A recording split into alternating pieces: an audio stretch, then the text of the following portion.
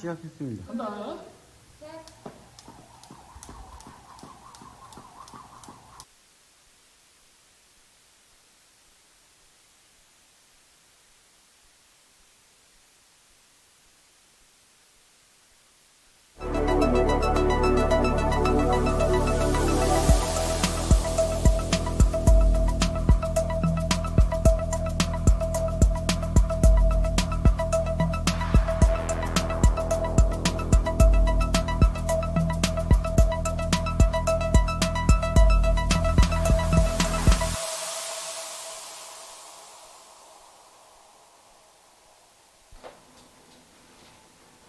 네, 안녕하십니까. 늦은 시간에 정말 죄송합니다. 왜요? 컴퓨터? 좀 더 내려야지. 네, 늦은 시간에 방송을 하게 돼서 대단히 죄송합니다. 저희가 또 이제 여러 가지로 이제 활동을 하다 보니까 본의 아니게 이제 유랑 생활을 하게 돼서, 예, 그러다 보니까 저희가 또 이렇게 왔다 갔다, 이삿짐 좀 나르고 하느라 좀 늦게 됐습니다. 잘 지내시죠? 네. 오늘 이제 불타는 금요일인데 이렇게 저희가 늦게 방송해서 정말 죄송하게 생각합니다. 그 알람은이 안 올 겁니다, 아마. 예, 그건 뭐 늘 아시겠지만은 저희 채널은요, 유튜브가 권장하지 않는 방송입니다. 그래갖고 언제나 그렇듯이 저희 방송은 알람이 안 나기 때문에 여러분들이 알아서 찾아오시는 수밖에 없어요. 네, 그래서 제가 늘 얘기하죠. 저희는 활동을 안 하는 게 아니라 늘 하고 있지만 사람들이 저희를 찾지 않는다면 모를 것이다. 왜? 저희를 노출시키지 않기 때문에 이런 일이 발생하는 거니까 그 부분 양해해 주시기 바랍니다. 헤어스타일은 제가 바꾼 게 아니라 물스입니다. 물스. 네. 그래서 이제 뭐 많은 분들이 들어오셨으니까 오늘 늦게 시작하는 관계로 뭐 어쩔 수 없습니다. 네. 그냥 적은 분들 들어와도 바로 시작하겠습니다. 오늘 이제 주제가 이제 문재인 정권과 이란의 운명 공동체라고 해서 하겠습니다. 벌써 제가 이제 이란 관련된 방송만 이제 한 이걸로 하면 7번째 정도 하는 것 같은데, 많은 분들이 제가 2018년도인가? 그때쯤에 이제 이란 문제를 얘기할 때 굉장히 생뚱맞게 생각했을 수 있습니다. 왜냐하면 우리나라가 여전히 그 정치 문제에 있어서만큼은 그 국제적 이슈를 보지 않고 국내 이슈를 중심으로 해서 모든 걸 판단하기 때문에, 좀, 그렇죠. 그러다 보니까, 왜냐하면 지금 좌파들은 여러분들이 국내 문제에 파묻혀갖고 국내 문제를 가지고 모든 것들을 다 이렇게 세상의 흐름이라든가 이런 거를 생각하고 보고 있을 때 좌파 쪽 사람들은 이미 국제 코민테른이라 그래서 다른 공산주의자들과 연대를 해서 전 세계적으로 활동했었거든요. 그러니까 이런 걸 보면은 보수주의라고 하는 사람들이 보면 되게 우물 안에 개구리예요. 네. 뭐 기득권이다 뭐 어쩌고 해갖고 뭐 돈도 있다 어쩌고 얘기하는데 그러한 자금력이라던가 인원 이런 숫자에 비해서 가지고 있는 국제적 네트워크는 굉장히 약합니다. 그래서 이런 것들을 좀 상처를 해봐야 되지 않을까 싶어서 제가 이란 문제를 시작했고 계속 언급을 했는데 점점 중요해지고 있어요. 그래서 그 부분에 대해서 다시 한번 제가 오늘 이란 문제를 이야기하려고 합니다. 그래서 먼저 이거 얘기하기 전에 국내 문제부터 할게요. 왜? 이거 연결돼 있으니까. 그래서 이제 대대적으로 이제 유튜버들을 공격하려고 하나 봅니다. 네, 이런 일들이 지금 일어나고 있는데, 뭐 조만간 저희한테도 공격이 들어오겠죠? 예, 하여튼 뭐 어떻게 될지는 잘 모르겠지만 기다려 보겠습니다. 그리고 LG U+가 화웨이랑 연결돼서 그 이번 총선 때 그 일어났지 않습니까? 예, 예상했던 판 아닙니까? 이거 요즘 최근 들어갖고 이제 이런 이야기를 갖고 이제 막 떠드는데, 그래서 제가 얘기했잖아요. 늦었다고. 저희가 떠들 때는 항상 미치광이 취급하다가 사건 터지고 나면은 이제 떠들고 이제 이슈화 시키려고 소 잃고 외양간 고치는 거 아닙니까? 처음부터 떠들었어야지. 예? 저희가 이런 이야기할 때 같이 떠들어줬었으면 얼마나 좋아요. 예? 이제 와서 막 떠들면서 막 최신 정보 있냐 뭐 어쩌지 얘기하는데 늦었습니다. 결과는 끝났으니까. 이거 결과를 번복시키 나가는 것도 굉장히 어려울 거예요. 아마 부정선거 이거 안 밝혀질 가능성이 더 높습니다. 왜냐하면 역대 정권에서 한 번도 부정선거에 대해서 언급이 나왔을 때 성공했던 사례는 없거든요. 그랬고, 어쨌든 여기 LG U+가 이제 구축을 했는데, 여기도 보시면 아시겠지만, 이 화웨이가 계속 이슈 문제로 떠올랐었어요. 왜냐면 화웨이가 아마 미국에서도 아시죠? 사용 금지시키고 지금 유럽연합도 이제 금지시킨다는 거. 왜? 중국 공산당 공안이랑 연결돼 있거든요. 그렇기 때문에 해킹의 우려가 있어갖고 안 된다고 얘기하는 건데, 이거 우리나라에 깔아버린 거라고. 네?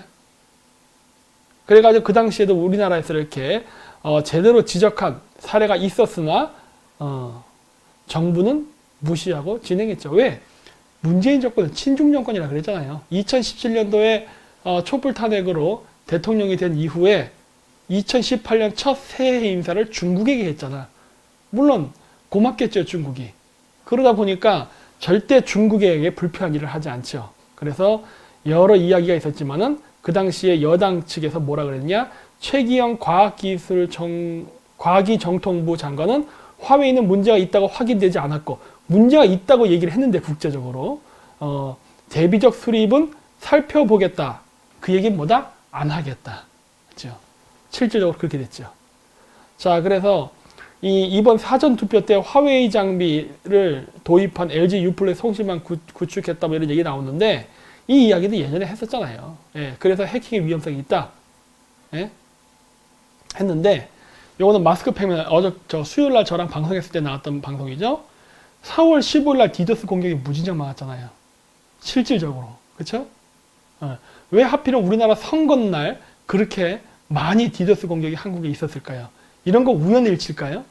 내가 봤을 때 그렇지 않은데, 만약에 우리가 쓰는 전자개표기가 해킹이 가능하다면 저러한 공격을 통해서 뭔가 중국이 원하는 바를 가질 수 있지 않았을까요?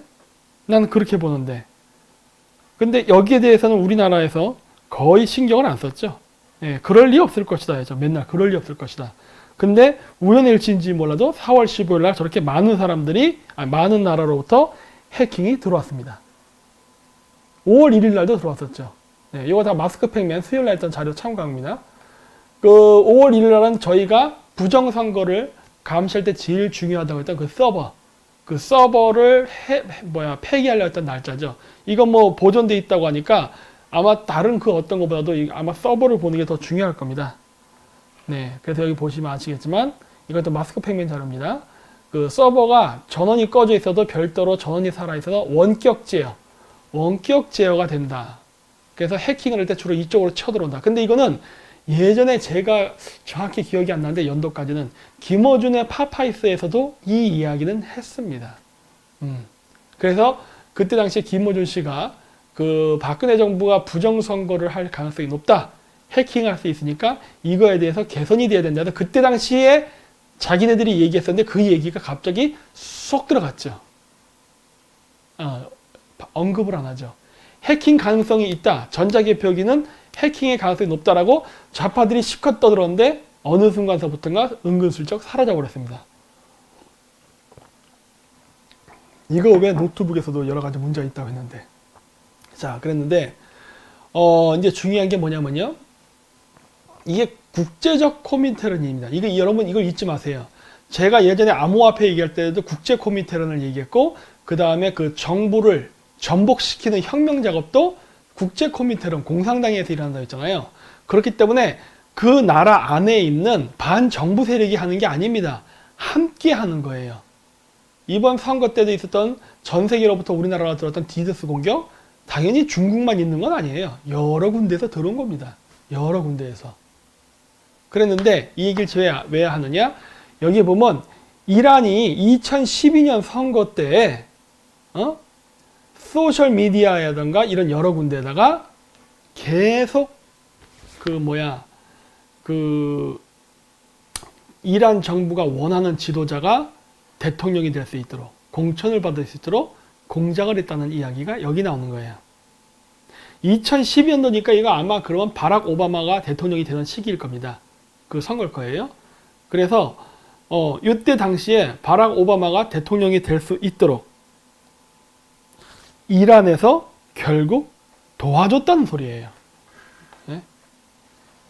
왜 그랬을까? 그거는 저들에게 미국의 민주당이 정권을 잡는 게 유리했기 때문이겠죠. 여러분들이 생각할 때 미국과 이란은 싸우는 관계 아닙니까? 적 아니에요? 적? 미국과 이란은? 지금도 그렇지만. 그런데 어떻게 이란에서 미국 대통령 선거에서 민주당이 유리하게 움직였을까? 그쵸? 그거는 뭐다? 모르긴 몰라도 미국의 민주당은 이란과 친분 관계가 있기 때문이지 않을까라고 추정해 볼 수 있죠. 네. 여러 가지로 적과의 적은 아군일 수도 있으니까 뭐 그렇다 이란과 뭐 이렇게 막 뭐고 서로 끼안고 뭐 그렇게 무슨 친한 그런 동맹이 아니라 적의 적은 자신의 친구라고 서로 견지할 필요가 있었기 때문에 그랬기 때문에 그리고 또 오바마가 또 아랍인 아닙니까? 아니야 아랍인이라고 불러야겠지? 오사마 후세인인데 바락 후세인 오바마구나. 바락 후세인 오바마 그 풀네임이잖아요. 그래서 아랍 혈통을 갖고 있어요. 그리고 이슬람도 아닌가 추정되는 사람인데 이 사람을 지원한 게 아닌가 싶습니다. 그래갖고 그때 당시에 민주당의 대통령으로 바락 오바마가 그 당시에 실질적으로 뭐 될 가능성도 없었던 사람인데 급진적으로 쫙 인기가 상승하면서 올라갔죠. 그 공작 안에는 이란 내 그러한 활동도 눈에 보이지 않게 있었다 라는 것을 추정해 볼 수 있죠. 그래서 이란이 이런 식으로 개입을 많이 했다는 겁니다. 네. 그래서 외부 세력이 심지어 미국의 선거까지 개입하는데 외부 세력이 우리나라 선거에 개입을 안 할 거라고 보세요. 미국 내에는 이란계 이민자들이 많습니다. 그 사람들은 이란을 더 지지하는 사람들이 많이 있어요. 미국에는 중국계 미국인들도 있어요. 이 사람들 중에도 미국보다는 중국을 응원하는 사람들이 많이 있어요. 이런 사람들이 결국 이렇게 그 댓글 부대라던가 악성 댓글을 단다던가 이런 것들에 결국 동참하게 되는 거예요. 본인들이 인지를 하건 인지를 하지 않건. 마찬가지로 우리나라에 들어있는 외국인들의 대부분은 중국입니다. 그렇기 때문에 중국으로부터 온 이민자들은 아니면 불법 이민자들은 자신네들이 지령을 받아서 하건 지령을 받지 않아서 하건 중국이 원하는 입맛에 맞게 이야기를 합니다. 이런 그 공산권 국가들에서 온 사람들의 특징이 뭐냐면 그 나라가 싫어서 이쪽 자유진영으로 이민을 온 거예요. 그 나라가 싫어서 도망쳐 온 사람들이에요. 그래 도망쳐 온 사람들이 그 나라에서 경제적 혜택을 누리면서 결국 지지하는 거는 자기가 싫어서 나온 나라를 지지해 준다는 거예요. 그게 참 희한한 일이에요. 이런 것들이 앞으로 그 이민 정책에서 우리나라도 좀 고려를 해야 될 그 부분입니다. 외국인 이민자는 저는 받는 데는 반대 안 한다 했잖아요. 하지만 그러한 이민자들이 우리의 국익에 반하는 행동을 한다. 그런 외국인이다. 그런 외국인들에 대해서는 이민을 고려해 봐야 됩니다. 심지어 시민권을 박탈하는, 영주권을 취소시키는 일까지 생각해 봐야 된다고 하는 거예요. 예. 세계와 자유무역 속에서 막을 수는 없으나 만약에 그런 일이 발생한다 그러면 그거에 대해서는 취소할 수 있는 그러한 제도가 좀 마련돼야 된다고 봐요. 따라서 우리나라의 그 국익에 도움되지 않는 외국인들은 시민권을 박탈하는 게 좀 옳다고 봅니다. 자, 그리고 이거는 저번 수요일 날도 얘기했지만은 요즘 우리나라에 원인 불명의 화재가 많이 일어나고 있죠. 그런데 이러고 있는데 산불도 많이 나고 이 일 때문에 이거를 명분으로 해갖고 지금 우리나라의 전 국토에 CCTV를 깔려갑니다. 사람이 다니는 골목이 아니라 사람이 다니지 않은 산까지도 산불이라는 명분 하에 전부 다 깔려가는데 중요한 것은 이것을 까는 회사가 가지고 있는 이력이 좀 독특하다. 이게 마크앤이라는 회사라는 데인데 여기가 수주를 했답니다. 뭐 국내 기업이니까 문제 없겠지. 끝까지 봐야 된다고 봐요. 저는 어떠한 그 부분이 우려가 가느냐.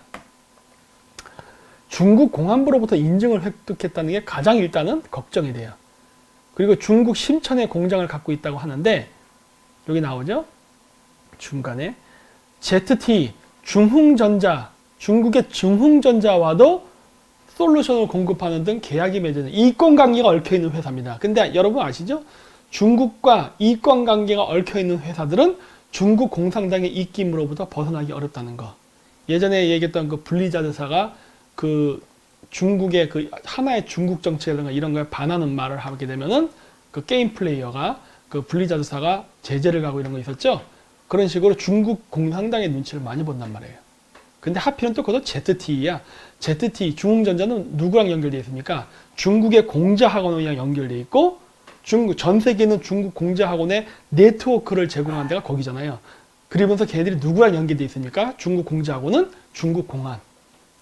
중국 공안과 중국 공안이 만든 거의 준 첩보기관인 공자학원. 그래서 공안과 공자학원이 연결이 되어 있는데 그 전 세계적인 네트워크를 담당하는 거는 ZTE, 중흥전자. 근데 여기에 이제 마크 애니가 들어와야 돼. 하필이면 중국 공안부로부터 또 인증을 획득했네. 이런 부분들이 좀 이상하다는 거예요. 너무 옛날 뉴스 아닌가요? 2005년. 그래요. 옛날 뉴스인데 이게 왜 걱정되느냐? 중국 공안부랑 관련이 있으면요. 우리나라에 사람이 다니지 않는 산간지역까지 CCTV를 그것도 산불을 방지하겠다는 명목으로 깔아놓으면 어떤 일이 발생하느냐? 우리나라 외지에서 북한 간첩이나 중국 간첩 혹은 중국 미리국자가 우리나라에 들어올 때요. 그 사람들이 해경이라던가 우리나라 군인에게 적발되지 않도록 다 정보를 지시해 줄 수 있게 됩니다. 왜? 카메라를 보고 있을까? 야, 경찰이, 군인이 어디로 이동하고 있다. 그러니까 너는 어디로 도망가라. 아니면 이동하지 말아라. 이거 통지해 줄 수 있다니까? 왜? 우리의 움직임을 일거수일투족을 다 감시할 수 있으니까. 그렇죠? 왜 안 나와?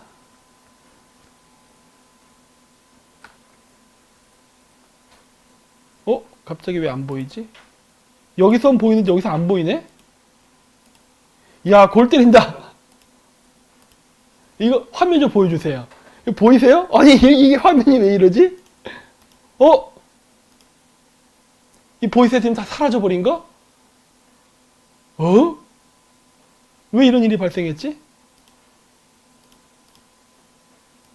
그림이 안 보이네? 껐다 켜볼까? 이야, 골 때린다. 갑자기 사라졌어요.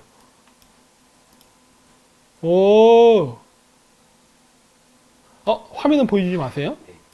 야, 이거 왜 이러지? 갑자기? 야, 이런 일은 또 처음 보네요. 갑자기 이러네?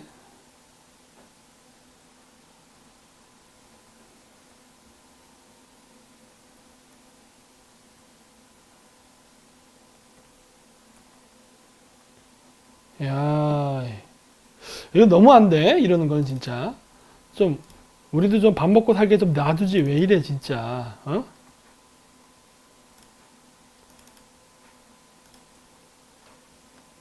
다시 나오나? 나오나? 나온다. 아따, 진짜. 네, 다시 화면이 나옵니다. 아이고, 깜짝 놀랐네. 갑자기 끊겨가지고. 네, 다시 나옵니다. 그래서 이 부분 얘기했죠. 자, 그리고 2019년에 동국대에서 마크 N이라는 회사가 블록체인 기술협의회라는 세미나를 했답니다. 블록체인 하면 항상 나오는 게 누구죠? 중국. 근데 여기에도 또 연결돼 있네? 하는 거예요. 그래서 이런 걸 보면 이것도 연결돼 있나? 라는 생각이 자꾸 드는 거예요. 이렇게. 마크 N이가 블록체인 기반 영수증을 이번에 개발한답니다. 야, 이것도 많이 퍼지겠네, 우리나라에.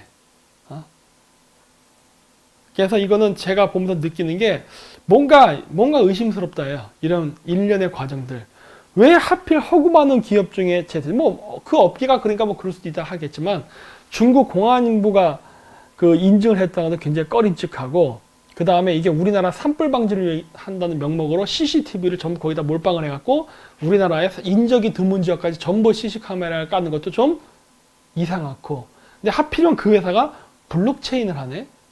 그리고 블록체인 기반 전자영수증 유통기술, 전자영수증이라. 전자영수증. 이거는 그냥 제가 잘 시스템을 모르지만은 이런 건 안 가능한가? 우리나라 그 회사에서 일할 때 옛날 때 가짜 영수증도 많이 만들어줬잖아요. 그런 거는 불가능한 건가? 전자영수증을 만들 때? 그래서 좀 그래요. 저는 보면서. 이거 좀 꺼림칙하다.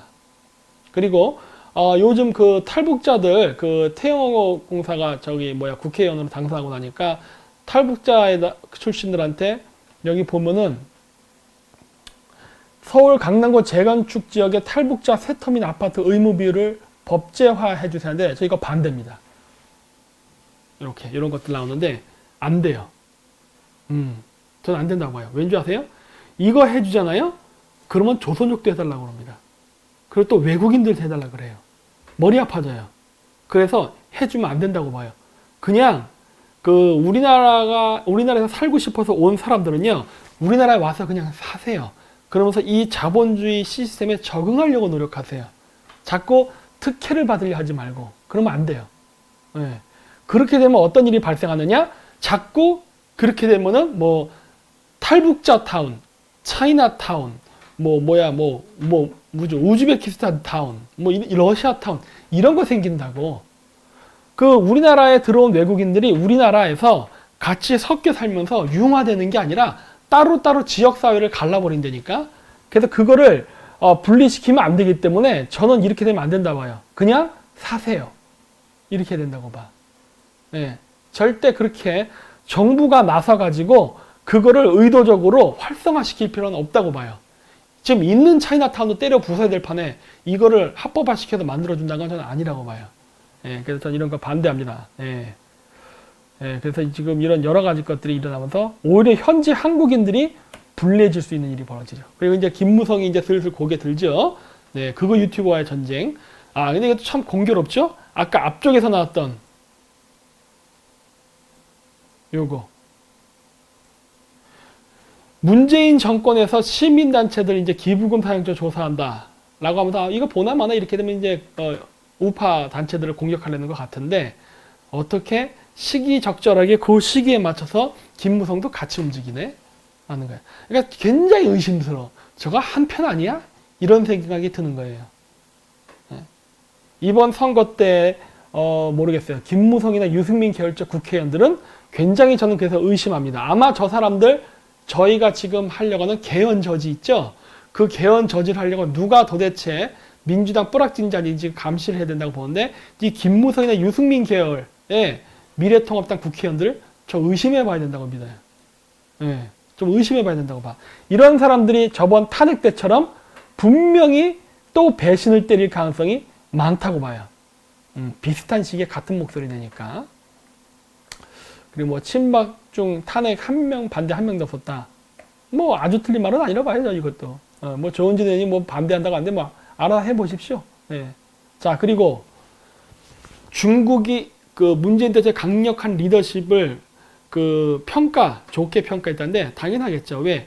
문재인이 하고 있는 이런 강력한 리더십이라는 게 뭐예요? 온갖 여론의 반대에도 불구하고 중국에게 유리하게 사업에다가 이권, 이민자 문제를 다 개방해주고 있잖아요.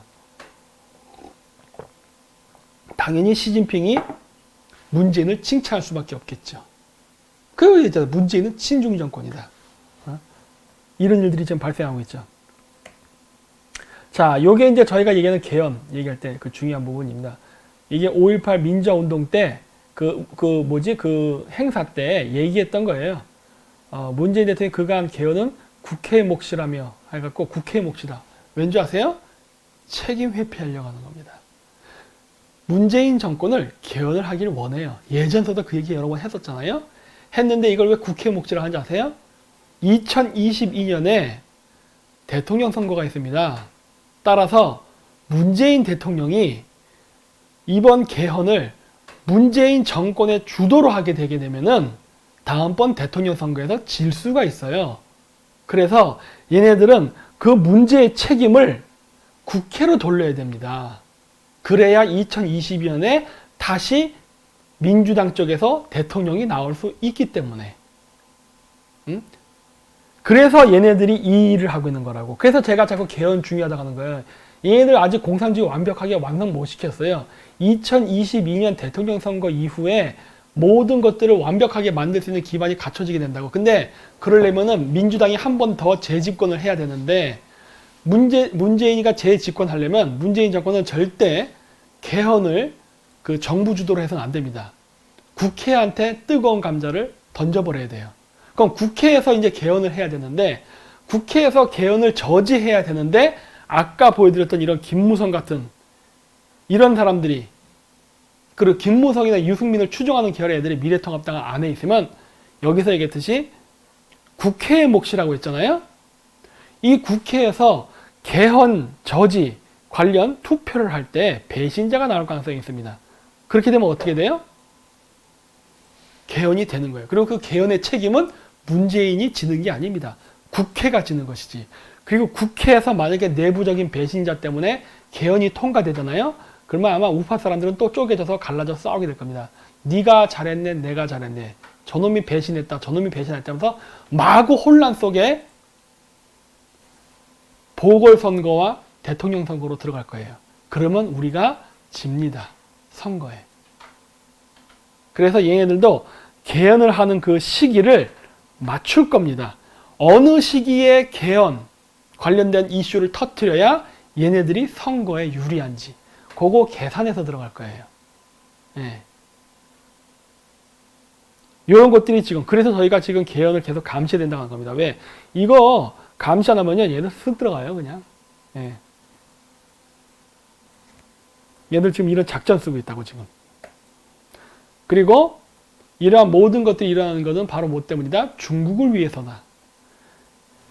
미래통합당의 김무성 계열 국회의원들은 물론 걔네들도 혜택을 받을 수 있을 겁니다. 국회의원 당선될 수도 있을 거라고 해요. 왜? 전자개표기만 작동이 된다면 될 거라고 봐요. 아니 미래통합당인 게 중요한 게 아니라니까요.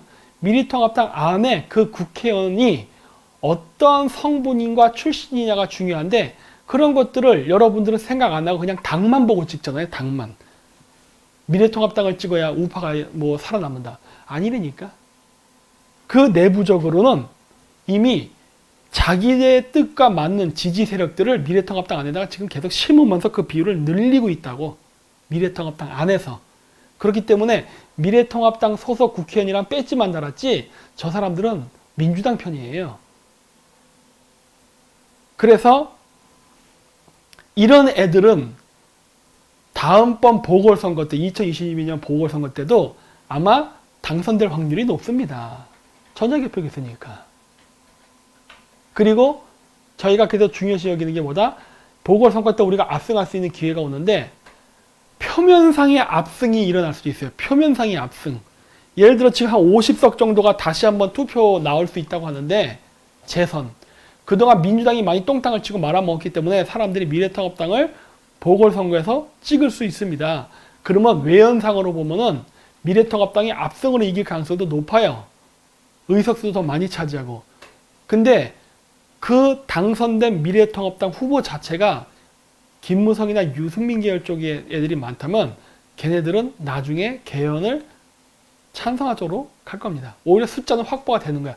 겉보기만 아닐 뿐이지. 이런 게 제가 되게 위험하다고 하는 거예요. 네.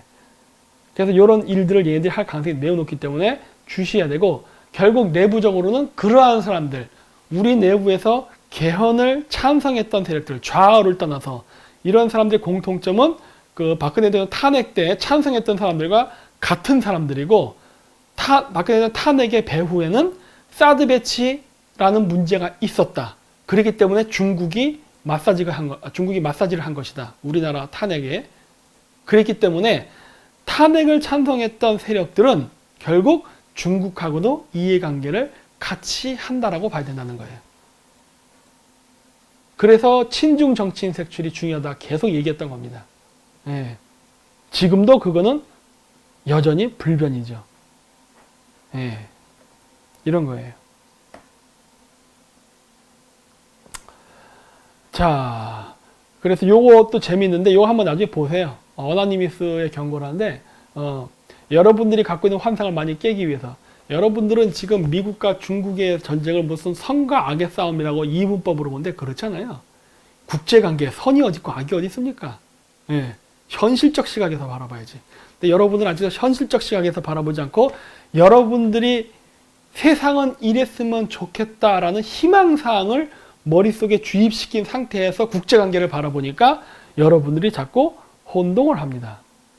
자, 그래서 이제 국내 문제는 다 다뤘으니까 이제 국내 문제의 결론은 무엇이다? 선거에는 외부 세력이 개입할 수 있다. 이게 결론입니다. 자, 그러면 이제 우리가 이제 이제 미중 패권 경쟁을 봐야 되는데, 미중 패권 경쟁은 이제 몇 개의 소챕터로 나오는데, 먼저 볼 게 4차 산업입니다.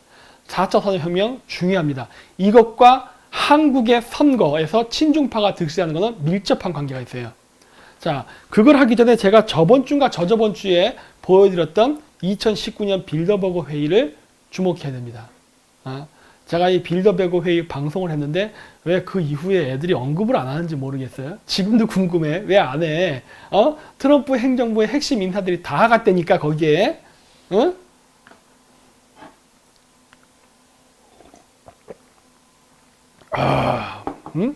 자, 여기 어젠다 중에 제가 빨간색, 사실 빨간색 다 쳐도 되는데 저기에 이제 쳐놓은 것들이 지금 핵심이고, 빨간색 테두리를 두른 것은 더 중요하다고 해서 제가 쳐놓은 겁니다. 왼쪽서부터 보면 뭐가 있느냐? 안정적인 전략적 질서. 그게 뭐예요? 신세기 질서. 그런 거고, 그 다음에 중국 문제. 물론 러시아도 있지만 중국 문제가 그 어젠다에 나왔었고, 그 다음에 자본주의의 미래에 대해서 얘기가 나옵니다. 그리고 인공지능의 윤리, 그 다음에 그 소셜미디어의 무기화, 그리고 사이버 위협 등등이 있죠. 그래서 요 단어들을 지금 쉽게 어젠다로 얘기하면 그 안정적인 전략적 질서라는 것은 바로 신세기 질서고, 중국이라는 부분은 뭐예요? 반중 정책에 대해서 얘기하는 겁니다. 네. 그리고 자본주의의 미래, 이거는 뭐예요? 암호화폐와 관련이 있는 어젠다입니다. 그리고 AI의 윤리는 바로 뭐다? 4차 산업 인공지능. 여기에 관련된 어젠다를 얘기하는 거예요. 그 다음 소셜미디어의 무기화. 이거는 얘기하는 여러 가지 악플이라든가 이런 거 있죠? 예, 이런 댓글 부대 공격. 이런 거. 물론 여기엔 중국도 개입되어 있죠. 중국이 댓글 부대 우마오당 쓰잖아요. 러시아 애들도 운영을 하고 있고, 북한 애들도 운영하고. 이런 것들 문제. 사이버 위협. 뭐 다 연관된 것들이죠. 이런 어젠다가 작년에 있었던 거예요. 그리고 이 부분에 대해서는, 그래서 제가 얘기하는 거예요. 빌더버그 회의에서 나왔던 어젠다가 트럼프 행정부의 어젠다와 다르냐예요. 같아요. 같은 길을 갑니다. 뭐 내부적으로 자기네들이 친하냐 아니냐는 별도의 문제. 둘은 같은 어젠다를 추구하고 있다. 그렇기 때문에 그 핵심 인사들이 다 간 거 아니겠습니까? 응? 네. 자, 문재인이 한국 기업에 과감한 유턴을 하겠답니다. 근데 과감한 유턴이란 말은 뭔지 아세요? 이거 쉽게 얘기하면은 미국으로 투자하지 말랍니다. 네, 이게 해외 기업을 과감하게 유턴시킨다고 하는 의미가 중국은 적용이 되지 않아요. 중국은 진출해야 돼. 왜? 우리의 핵심 기술을 중국에 상납해야 되니까. 여기서 얘기하는 과감하게 한국으로 기업들을 돌려오게 하겠다는 것은 미국으로 나가는 회사들을 얘기하는 거예요. 네. 근데 여기 보시면 나옵니다. 이제 어떤 것들이냐? 시스템 반도체, 반도체랑 관련된 거 하면 누가 떠올라요? 삼성. 바이오 헬스, 뭐가 생각나요? 뭐 삼성. 그 다음 이제 자동차 나오죠. 이게 자동차는 근데 이제 AI 기반으로 이제 하는 겁니다. 4차 산업. 그 다음에 밑에 5G 인프라 조기 구축, 데이터 인프라 추진. 누구와 함께? 중국과 함께. 의료, 교육 등 비대면 산업 육성 및 국가 기반 시설과 AI 결합 일자리 창출. 누구와 함께? 중국과 함께. 그래서 한국이 갖고 있는 최첨단 기술 같은 것들, 그리고 해외에 나가 있는 것들, 주로 미국에 있는, 유럽에 있는 이런 기업들을 한국으로, 말로는 그거죠. 한국의 경쟁력을 강화시키고 일자리 창출, 말도 안 되는 거짓말을 하면서 일단 한국으로 끌어들이면서, 그러면서 어디로 보낸다? 중국. 이 작업을 지금 하고 있습니다. 네. 그래서 내가 봤을 때 미국이 보다 못해서 한국 기업들을 살려주려고 하는 것 같은데, 그러나 그것도 모른다. 그리고 미국이 한국 기업을 살려줄지 안 살려줄지 저는 모르겠다. 왜? 어차피 한국 정부가, 한국 국민 자체가 스스로 자신들을 구제하고자 하는 의식이 없다면 미국도 그냥 한국을 일종의 사냥감이다 생각하고 나눠 먹으려 들 겁니다. 아직까지는 그 단계는 아닌 것 같지만 점점 그렇게 갈 가능성이 있어요. 그래서 우리나라 원자력 산업을 완전히 문재인 정권이 만신창이를 내버렸죠. 만신창이를 내므로써 우리나라가 잃어버린 원자력 시장을 누가 가져갔습니까? 중국이. 이거를 노렸죠. 예. 그래서 이제 문재인 정권은 친중 정권이라 하는 거예요. 네. 그래서 이게 쭉 나오고 여기서도 보면 중요한 게 나오죠. 이거 여기 미국은 자국의 원전 산업이 무너지자 러시아, 중국을 견제하기 위해 한국과 일본 등 동맹국의 원전 수출을 암묵적으로 지원해왔다. 이게 미국이 우리에게 해주는 혜택입니다. 냉전 시대 때에는 미국이 남한에 한강의 기적이 일어날 수 있도록 경제적 지원을 해줘서 오늘날 우리나라가 OECD 국가가 되게 하는 그 지원을 해줬죠. 지원을 아끼지 않았죠. 그래서 오늘날 이런 풍요가 있는 것이죠. 그랬고 최첨단 기술 분야에 있어서도 중국이라던가 일본을 견제하기 위해서 한국을 키웠었죠. 그게 미국이 했던 거예요. 미국은 자국의 이익을 확장시키기 위해서 한국을 동맹적 파트너로서 데리고 갔습니다. 그에 대한 떡고물로 한국은 경제 성장을 했고 최첨단 기술을 얻었죠. 자, 중국이 지금 한국을 전략적 파트너로 데리고 가려고 하면서 한국에게 하고 있는 짓이 뭡니까? 불법 이민자들을 우리나라에 왕창 보내서 우리나라의 선거권을 흔들려고 그러죠. 친중 정치인들을 육성하려고 하죠. 그리고 우리나라의 최첨단 기술을 뺏어 먹죠. 그리고 우리나라의 그 각종 중국에 진출한 한국 기업들을 부도내고 여러 가지 사기를 쳐서 다 날려먹고 기술 훔치고 돈 뺐죠. 이게 중국이 하는 일이에요. 그래서 미국이나 중국을 봤을 때 우리가 누구랑 손잡아야 되는 여기서 분명히 그림이 나타나는데 지금의 문재인 정권은 미국을 증오하고 중국을 지원하고 있죠.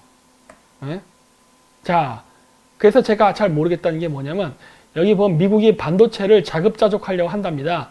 그래서 인텔, 그 TSMC, 삼성전자 이런 데 공장들을 한국에 확대하려고 그런대요. 미국에. 그 얘기는 뭐다? 이제 앞으로 한국과 안 사겠답니다. 이게 만약에 점점 확장이 된다 그러면은 어쩌면은 삼성이 한국에서 떠나는 날도 오지 않을까 싶은 거예요. 네. 이렇게 확대 추진한다는 얘기가 계속 나옵니다. 자, 그리고 이게 보면은 삼성을 한국에서 계속 치지요. 저번에 그 이재용 부회장 누나도 있었죠. 이부진. 그 사람 이부진 씨도 저번에 예전에 제가 방송할 때 그랬죠. 프로포팔 그 투약 혐의가 증거 없음, 혐의 없음으로 해서 풀려났다고. 근데 풀려나고 그 다음날 어떤 일이 났습니까? 삼성 반도체 엔지니어 200명인가 300명이 중국 시안으로 왕창 파견됐죠. 급파했다고 했잖아요. 그거 왜 그랬어? 지금 미중 패권 경쟁 속에서 미국하고 중국이 서로 가지고자 하는 핵심 기술이 4차 산업 관련 기술입니다. 왜? 그것이 미래 패권을 좌우하니까. 그 4차 산업 기술이 바로 5G, 가상화폐, 바이오테크놀로지, 반도체 등등이에요. 근데 여기서 한국이 갖고 있는 수준이 상당히 높아요. 그래서 이거를 뺏어 먹으려고 하는 거라고. 그리고 문재인 정권이 이거를 적극 협조해서 중국에 상납하는 것이고, 그래서 그 과정 속에서 그 이부진 씨의 프로포폴 협의라든가 이런 것들이 다 나온 게 아닌가. 결국 무혐의의 대가로 삼성의 기술자들을 시안으로 파견한 게 아닌가 싶은 거예요. 뭐 어떤 사람들 그러겠죠. 그건 이미 옛날 때부터 계획됐었다 어쩌죠. 말은 얼마든지 할 수 있어요. 하지만 그런 것들은 우연일치가 아닐 거라는 겁니다. 그리고 이재용 부회장에 관련된 이런 것들도 다 우연의 일치가 아닐 것이라 저는 보고 있어요. 네. 우리나라가 이런 식으로 해서 지금 점차 기술을 잃고 망해가고 있습니다. 삼성이 한국에 있어야만, 그러면서 문재인 정권을 축출하고 우파 정권이 수립되어야만 미국과 한국이 공조를 해서 세계의 반도체, 바이오테크놀로지 시장을 다 장악할 수 있는 거예요. 독점적으로. 그게 미국 입장에서도 비용이 덜 들어. 힘들지 않아. 쉬워. 근데 그걸 우리가 지금 못하고 있는 거죠. 우리나라가 이렇게 불경기가고 힘들어지는 거는 우리나라의 재원과 기술을 문재인 정권이 중국에 상납하기 때문이에요. 우리의 미래의 밥거리를 우리가 스스로 줘버리기 때문에 우리가 이렇게 어려워지는 거라니까. 예? 자, 그러면서 미중 패권 경쟁이 바로 이런 핵심 첨단 기술을 누가 더 차지하고 누가 주도의 쟁탈전이라면은 이 쟁탈전이 일어나면서 발생하는 대리전이 바로 이란에서 일어나는 분쟁입니다. 자, 옛날 것들도 제가 같이 이제 보여드린 거예요. 미국은 친이란 무장단체 헤즈볼라 관련자들을 제지한다 그래서 이 여러 가지 얘기하는데 헤즈볼라는 얘기했죠. 헤즈볼라는 시아파 계열 무슬림 테러 집단이고 이 헤즈볼라는 누구랑 밀접한 관계가 있느냐? 이란. 그래서 여기 보면은 레바논의 친이란 무장정파인 헤즈볼라라고 나오잖아요. 그래서 이 이란과 미국이 중동에서 치열하게 싸우고 있습니다. 이렇게. 이것도 제가 예전에 얘기했죠. 이슬람은 크게 두 그룹으로 나눠진다. 시아파와 수니파. 수니파 계열은 전반적으로 미국과 협력 관계에 있고 시아파는 적대적 관계가 있다. 따라서 우리가 이슬람 애들도 무조건 반대할 게 아니라 이런 역학관계를 이용해야 된다. 심지어 기독교의 나라인 미국조차 저렇게 하는데 우리나라에서는 이슬람 애들 얘기하면 막 개거품을 묻는 걸 보고 내가 이해가 안 된다고 그랬잖아요. 아니 미국도 저렇게 한다니까. 여러분들이 그렇게 좋아하고 빠는 미국도 저러는데 우리는 왜 저기에 맞춰서 못 움직이지? 내가 얘기했거든요. 왜 이렇게 전략적이지 못하고 감정적이고 종교에 빠져가지고 사리분간을 못하냐. 이 얘기 여러 번 했잖아요. 예. 이렇게 되는데 여기 보면은 중간에 시아파 벨트 이라크가 있죠. 이라크는요 좀 나눠져요. 그 이라크는 시아파와 수니파가 혼재되어 있습니다. 거의 절반 정도로 혼재되어 있는데 이 지역에서 누가 정권을 잡느냐가 중요한 거예요.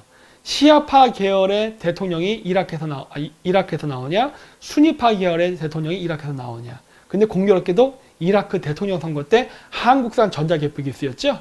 부정선거 때. 네, 이 의미하는 바가 큽니다. 여기 지도를 다시 한번 보여주세요. 왜냐하면 시리아와 이란이 시아파 계열인데 이라크가 좀 섞여 있거든. 근데 이 이라크를 시아파 계열 정권이 이 정권을 장악해야만 이란, 이라크, 시리아로 연결되는 전선이 안정적으로 형성될 수 있거든. 이라크가 수니파 계열이 전선을 향하고 이렇게 가운데를 수니파 이슬람이 갈라서 시리아와 이란을 중간을 갈라놓는 형상이 되기 때문에 이라크 대통령 선거는 매우 중요했던 겁니다. 근데 하필 그게 우연의 일치인지는 몰라도 한국산 전자개표기를 썼네 라는 거예요. 이러한 것들이 과연 이란과의 커넥션과 무관할까 하는 겁니다. 한국의 좌파 정권과 이란과의 커넥션이 무관할까? 한국의 전자개표기가 이라크 대통령 선거에 쓰이게 된 게 무관할까 하는 거예요. 왜? 이라크 안에도 시아파 무슬림이 존재합니다. 그렇죠? 뭔가 여기서도 한국의 냄새가 난다예요. 자, 여기 보면은 한국 정부가 이란에 줘야 할 750억 대금을 제재 때문에 줄 방법이 없대요. 안 주면 되지. 아니, 내가 갚아야 될 돈이 아니고 줘야 될 돈인데 못한다 그러면 안 주면 돼요. 이거 꽁돈 생겼네? 이런 걸 갖고 뭘 안타까워해. 이거를 안타까워한다는 것 자체가 이 정권이 친이란, 친시아파 이슬람, 친북, 친중국, 친러시아적이라는 겁니다. 네? 자, 어쨌든 1월 8일 날 이란이 미군 기지 쪽으로 미사일 공격을 했죠. 그 솔레마니가 암살당하지 않습니까? 그래서 그거에 대한 보복으로. 근데 이제 그 내부적으로 정보를 유출시켜서 미군은 대피했다고 하는데, 자, 그때 당시에 어떤 일이 있었냐면은 우크라이나 여객기가 폭파당합니다. 우연의 일치일까 하는 거예요. 여기서도 또 우크라이나가 나가. 제가 얘기했죠? 지금 저번에 마스크 팩맨이랑 방송할 때도 지금 세계에서 3군데 전쟁이 날 가능성이 위험한 지역이 우크라이나, 중동, 동북아시아 3지역이다. 이 지역에선 이미 총만 쏘지 않았지 엄청나게 첩보전, 정보전, 그 다음에 눈에 보이지 않는 각종 전쟁이 발생하고 있는데 여러분들이 자꾸 미국이 한국을 어쩌고저쩌는데 그런 거 기대를 버리라. 왜? 아직도 미국의 우선순위 이쪽에 있기 때문에. 근데 여기서도 보면 우크라이나 얘기가 나옵니다. 자, 그러면서 이제 미국 쪽에서도 이제 호르무즈로 군대를 파견해달라고 여러 번 요청했는데 우리나라가 안 했죠. 네. 안 했을 뿐만 아니라 뭐라고 얘기했느냐? 강경화 외교부 장관이 호르무즈 파병 문제는 미국과 입장 반드시 같을 수 없다. 이 얘기는 뭐예요? 우리는 이란 편이다. 이 얘기하는 거죠. 왜? 왜 우리나라 정부는 이란을 지지해 줄까? 앞쪽에서도 얘기했죠. 이란과 거래했던 대금을 미국이 경제 제재를 했기 때문에 줄 수가 없어서 발을 동동 구른다. 왜 줘? 안 주면 되는 거지. 응? 적성 국가에게 줄 돈을 안 줄 수 있으면 좋은 거예요. 받을 돈을 띄어 먹었다면 모를까? 우리가 줘야 될 돈을 안 줘도 되는 상황이면 우리가 먹어 그냥. 먹고 땡. 근데 그걸 안타까워하고 호르무즈에 군대 파병하니까 안 하고 하는 건 뭐다? 지금 우리나라 정권이 친이란적이라는 거예요. 왜 그럴까 하는 거죠. 그리고 이제 중국하고 이란이 국방 교류를 확대합니다. 이러면서 이제 여러 가지 거래를 하는데, 중국하고 이란이 이렇게 친한 거는요, 다 이유가 있습니다. 모든 이 세상의 근원적인 것, 바로 돈이에요, 돈. 중국하고 이란은 돈으로 얽혀 있어요. 중국은 이란의 석유가 필요하고 이란은 중국의 무기가 필요합니다. 옛날 때부터 여러 번 얘기했을 거예요. 이란은 반미 정권이기 때문에 중국하고 좋은 관계를 갖고 있어요. 적의 적은 친구라 그래서. 그래서 중국은 이란이 반미 정권이기 때문에 이란으로부터 안정적으로 석유를 공급받기를 원하는 거예요. 다른 사우디아라비아나 쿠웨이트나 아랍에미리트는 왔다 갔다 할 수 있거든. 미국 눈치 보면서. 그러니까 눈치 보지 않고 일관되게 중국이 안정적으로 석유 공급을 받으려면은 이란이 믿을 만한 파트너가 될 수 있는 거예요. 그렇기 때문에 이란과 석유 거래를 많이 하는 것이고, 그리고 그러한 이란 정권, 즉 호메이니 정권이 계속 유지되기를 원하기 때문에 이란에다가 중국산 무기를 팔아주는 겁니다. 공급하는 거예요. 그래서 이란의 그 정권이 계속 유지될 수 있도록 뒤에서 지원하는 세력입니다. 그림이 이렇게 그려지는 거예요. 근데 자 보세요. 무기 거래가 나왔고 석유 거래가 나왔습니다. 그러면 여기서 반드시 나오는 게 뭐다? 암호화폐예요. 무기 거래는 예로부터 암호화폐를 했습니다. 비트코인 갖고. 마약, 그 다음에 스너프 필름, 그 섹스 관련된 것들, 무기, 이런 각종 불법 거래들은 전부 비트코인, 암호화폐를 거래했어요. 그리고 나서 이란이 나중에 어떻게 합니까? 이란, 중국, 러시아, 이 세 나라가 암호화폐를 가지고 석유를 거래하는 거, 암호화폐를 공동 개발하는 것까지 시도를 했었죠. 물론 아직도 그 과정에 있고 완성은 안 돼 있지만 그랬단 말이에요. 그래서 여기 보면 중국 상무부에 따르면은 2018년 양국의 규모는 351억 3천만 달러라고 이렇게 써 있고, 중국으로부터 석유를 많이 수출한다 이렇게 종종 나오죠. 그래서 맨 밑에 보면 이 전쟁에서 미국과 소련, 프랑스 등 주요국들이 이라크를 지원한 반면 중국은 이란에 무기를 공급했다. 왜 그러느냐? 이란은 전통적인 반미 국가이기 때문에 중국은 예로부터 지속적으로 이란을 지원했습니다. 네. 그래서 심상정, 당연히 이 사람도 좌파잖아요. 그러니까 어떻게 돼요? 호르무즈 파병은 군 역사상 가장 뭘 위험하긴. 원래 군인은 위험을 안고 하는 건데. 그래서 국회 동의 필요. 그 얘기는 뭐다? 국회 좌파들 이용해서 동의 안 해버리겠다 이 소리입니다. 박정희 대통령 때 베트남을 파병함으로써 한국의 경제 성장이 일어났죠. 어떻게 보면 우리나라 군인들이 피를 흘린 대가로 우리가 경제 성장의 혜택을 받은 겁니다. 이렇게 호르무즈에 파병을 하게 되면 우리나라 경제 성장할 텐데 왜 안 할까? 한국이 이란의 무기 공급이요? 그건 모릅니다. 하지만 한국이 이란의 암호화폐 거래라던가 기술, 각종 경제 교류는 한 것 같아요. 자, 또 뭐가 있느냐? 우리가 이렇게 파병을 하지 않는다 그리고 이제 보면은 구호물자도 이번 우한폐렴 관련돼서 미국이 제재를 한데도 억지로 보내고 이란을 도와줄 때 일본은 미국하고 손을 잡고 짝짝꿍해서 뭘 했느냐? 해상자위대를 파병했습니다. 네? 일본은 이렇게 평화헌법을 개정하기 위해서 미국하고 철저하게 공조하는 모습을 보여준다고. 그래서 내가 문재인이가 친일파라고 얘기하는 거예요. 왜? 저렇게 함으로써 문재인은 일본의 무장화를 부추기고 있거든. 그리고 일본은 친미가 되는데 우리가 반미가 되면 독도 누구 땅이 된다? 일본 땅. 과거 독도가 일본 땅이 될 수 없었던 이유는 일본이 패전한 이후에도 여전히 그 60년대 이후에 일본이 급속하게 경제 성장을 하면서 세계 2위의 경제 부국 국가가 됐기 때문에 미국은 원래 2000년대 전까지는 동아시아 정책이라 그러면 일본 견제였어요. 중국 견제가 아니었습니다. 그러니까 1990년대 중반 정도? 하여튼 그 정도까지는 대동아시아 정책하면 일본의 견제였어요. 일본의 뭐 소니라던가 토요타라던가 이런 회사가 성장하지 못하게 억제하는 정책. 일본을 억제하기 위해서 한국을 키워주고 중국을 키워주고 이런 정책이었다고. 응? 그랬었는데 이제 그런 와중에 있었기 때문에 미국이 위안부 문제에 있어서도 한국 쪽을 지원했던 거예요. 근데 이제는 우리나라가 중국 쪽에 붙어버리고 미국하고 적대적 관계에 들어서고 일본은 미국하고 한편이 되니까 어떻게 된다? 당연히 독도는 지금 일본 땅이 될 가능성이 높아지고 있는 거죠. 그렇죠?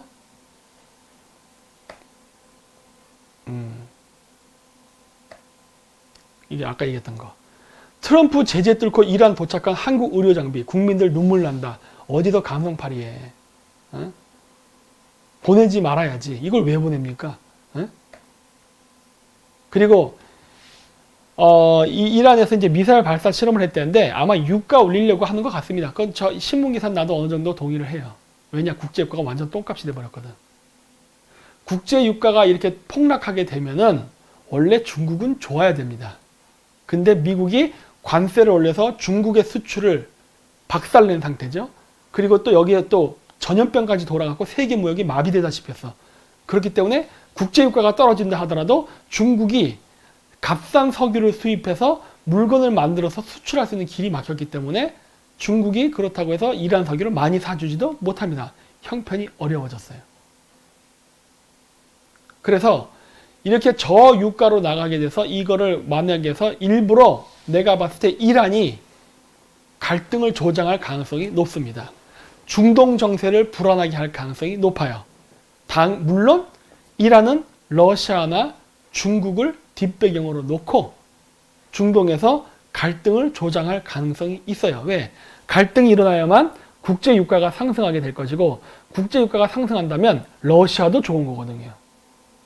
그리고 어차피 이 저유가 상황에서 미국이 중국에 대한 무역 제재를 하고 있기 때문에 중국이 유가가 올라간다 하더라도 특별히 낮던 높던 자기 경제에는 특별한 게 없어요. 그런데 만약에 중동에서 분쟁이 일어난다면 중국은 이란에 무기를 많이 팔아먹을 수 있게 됩니다. 즉 수출이 증가할 수 있어요. 그리고 고유가라 하더라도 상관이 없죠. 왜? 이란 정권을 유지하기 위한 지원 관계에 있기 때문에 이란이 설마 중국한테 비싼 값에 팔겠어요? 그렇기 때문에 중국은 중동에서 분쟁이 나는 게 오히려 지금 현 상황에서는 유리할 수도 있어요. 무기 팔아먹어야지. 러시아도 마찬가지로 분쟁이 격해져서 기름값이 올라가 준다면은 나쁘지 않아요. 네. 그래서 여러 가지 공작이 지금 일어나는 것 같습니다. 그래서 제가 미국이 한국에 신경 쓸 여력이 없다예요. 우크라이나, 이란 여기가 더 중요하고 한국은 지금도 여전히 순위에서 밀립니다.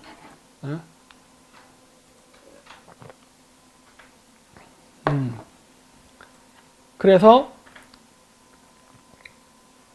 여기 어떤 분이 니키님이 미국이 중국을 키웠나요? 네, 키웠습니다. 네. 저 옛날 제 강의 때 했었어요. 91년도 소비에트가 붕괴된 이후에 러시아는 계속 몰락하고 중국은 성장을 했어요. 그게 어떻게 가능했느냐? 중국인들이 천재였느냐? 전혀 그런 거랑 상관없어요.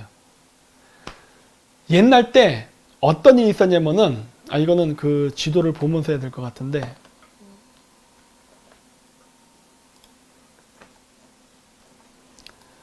과거 제가 얘기했듯이 그 미국의 대동아시아 정책은 일본 견제였습니다. 2000년 초반까지 90년대 말 그래 하여튼 그 정도쯤 전까지는 일본 견제였어요. 네. 닉슨 독트린 해가지고 키신저가 중국 가서 막 사람 중지하고 막 이런 거 있었죠? 이거 다 왜 그랬냐? 일본 견제 때문에 그랬어요. 그 당시에 일본은 어마어마한 나라였거든. 그래서 일본을 견제하기 위해서 한국을 키운 겁니다. 현대차를 키우고 삼성 반도체를 키운 거예요. 일본 견제를 위해서 한 거예요. 그 당시에 토요타, 수바루, 마츠다, 뭐 많잖아. 스즈키, 뭐 이런 자동차 업체들 많고, 또 뭐 전자제품에서 소니, 아이와, 파나소닉, 뭐 많잖아요? 이런 회사들이 거의 세계 전자제품 시장의 거의 90%를 장악하고 있었다고. 그렇기 때문에 이러한 일본을 견제하기 위해서 한국을 키웠던 것이고, 그때 당시에 일본은 그래서 미국으로부터 엄청 압박을 받았기 때문에 경제적으로도 그렇고 외교적으로도 그렇고 막 플라자 합의 이런 거 있잖아요. 엔화를 평가 절상시키고 하는 거. 이랬기 때문에 일본은 그 당시에 미국의 그러한 견제로부터 벗어나고자 소련하고 힘을 합치려고 그랬어요. 몇 번의 시도가 있었어요. 소련과 교류하려고 합니다. 그러면서 그 당시에 일본이 원했던 건 뭐냐? 이 북방사도라고 해서 이 섬 4개 2차 세계 때 뺏겼거든요. 저거를 되찾으려고 한 거예요. 저 북방사도만 소련이 준다면 우리가 소련의 경제를 개발시켜 줄 수 있다. 존나 위험한 발언을 한 거죠. 존나 위험한 발언. 그래서 그냥 일본을 마구마구 죽인 겁니다. 그러다 보니까 어떻게 되느냐? 그 당시에 소일 아니면 러일 국교 정상화 이런 걸 하려고 하니까 거기에 대한 반발로서 미국이 미중 국교 정상화를 해버린 겁니다. 너희들이 소련하고 손을 합쳐? 그럼 우린 중국을 지원하겠어. 이런 일이 발생한 거라고 옛날 때. 예, 그런 일이 있었습니다. 그래서 중국이 오늘날 경제 성장한 데 미국의 전폭적인 지원이 있었어요. 예, 그랬습니다. 자, 그래서 이러한 이제 전쟁이 일어나고 있는데, 그래서 이란이 중동에서 분쟁을 일으킬 가능성이 매우 높은데 그 가능성은 그래야만 국제효과가 올라갈 수 있기 때문이다. 그러면은 이란을 뒤에서 도와주고 있는 뒷배경인 러시아도 좋고 무기 팔아먹는 중국도 좋고, 그리고 이란 경제가 개차반 되거나 말거나 상관없이 그 이란의 그 정치 권력을 갖고 있는 위정자 집단들 있죠? 얘네들도 좋기 때문이에요. 국민은 배제. 자, 그래서 옛날부터지만 2012년서부터 이미 중국하고 이란은 위에나를 통한 그 결제를 했었습니다. 물론 지금은 이제 흐지부지 됐겠죠. 하지만 그런 시도가 있었어요. 그러면서 모든 석유 관련은 기본적으로 달러를 기본으로 하는데 탈달러화 운동을 했다고요. 지금 일어나고 있는 암호화폐를 통한 뭐 석유 거래라는 이런 것들도 다 탈달러화 움직임 속에서 일어나고 있는 겁니다. 저쪽 지역에서. 그랬고 또 이렇게 보면은 러시아, 이란, 중국이 인도양에서 연합 해상 기도 훈련도 하고 있어요. 왜? 인도-태평양 방어선을 저지하기 위해서. 미국이 구상하는 인도-태평양 방어선을 무너뜨리기 위해서 이란, 러시아, 중국이 바로 여기서 해상 합동 훈련을 한 겁니다. 따라서 한국 정부가 이란과 친하다는 소리는 러시아, 중국과 친하다는 반증이에요. 그렇게 연결되는 겁니다. 근데 실질적으로 그렇죠. 왜? 문재인 정권이 중국에다 다 퍼주고 있잖아. 그럼 맞는 거죠. 한국은 중국과 친하고 한국은 이란과 친하다. 그림 나오잖아요. 그렇다면 한국은 분명히 러시아랑도 친할 가능성이 있다. 그렇기 때문에 북극 항로 개발을 하려는 것이고 송영길이가 러시아를 자주 왔다 갔다 하고 있죠.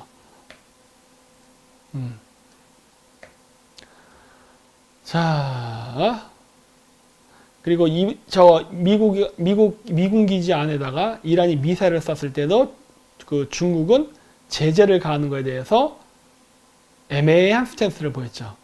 그랬는데 그럴 수밖에 없었던 이유가 뭐냐면 요 맨 밑에 나와 있지만 그 당시에 중국은요 트럼프 대통령이랑 1차 미중 무역 협상을 할 때였거든요. 그랬기 때문에 되도록이면 미국을 자극하지 않으려고 애매한 태도를 취했습니다. 그래서 이걸 보면 알 수 있는 게 뭐다? 지금 민주당 좌파 정권들도 중국만 믿고 여태까지 까불었는데 여러분 뒤통수 맞을 수 있다. 왠지 아세요? 중국은 결정적인 순간에 도와주지 않습니다. 그 대표적인 예가 지금 마두로 정권 문제예요. 안 도와줘요. 왜? 잘못 직접적으로 도와줬다가는 미국한테 얻어 터질까봐. 미국이 중국을 아주 주먹으로 두들겨 팰 수 있는 명분을 줘버릴까봐 중국은 직접적 개입을 못합니다. 음성적으로 뒤에서 도와주긴 해도 직접적으로 개입을 못해요. 그러니까 국제사회에 나가서 이런 문제가 나오면 말을 애매하게 해버려요. 뭐 평화를 위한 건설적인 대화를 해야 된다. 뭐 이런 식의 얘기만 합니다. 북한 문제 제재 나왔을 때도 중국은 뭐라 그래요? 평화를 위한 보다 건설적이고 뭐 인류애적인 방안으로 어쩌죠. 이상한 말을 한다고. 예. 돕긴 돕습니다. 음성적으로. 그러다 보니까 암호화폐가 발달하는 거예요. 그래서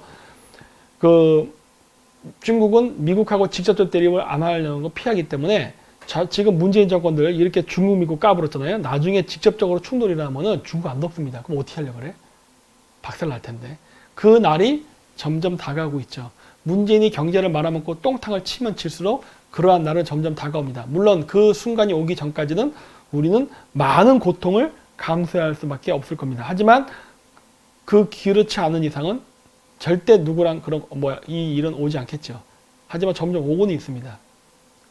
그리고 이렇게 보면은 아까도 얘기했듯이 이란하고 중국 간의 밀월 관계가 지속될 수 있는 것은 바로 이러한 무기 거래와 석유 거래 때문입니다. 근데 무기 거래와 석유 거래를 통해서 두 국가가 끈끈한 관계를 맺었다고 한다면 그때 떠오르는 인물이 딱 있어요. 그게 누구냐? 솔레마니예요. 솔레마니라는 사람이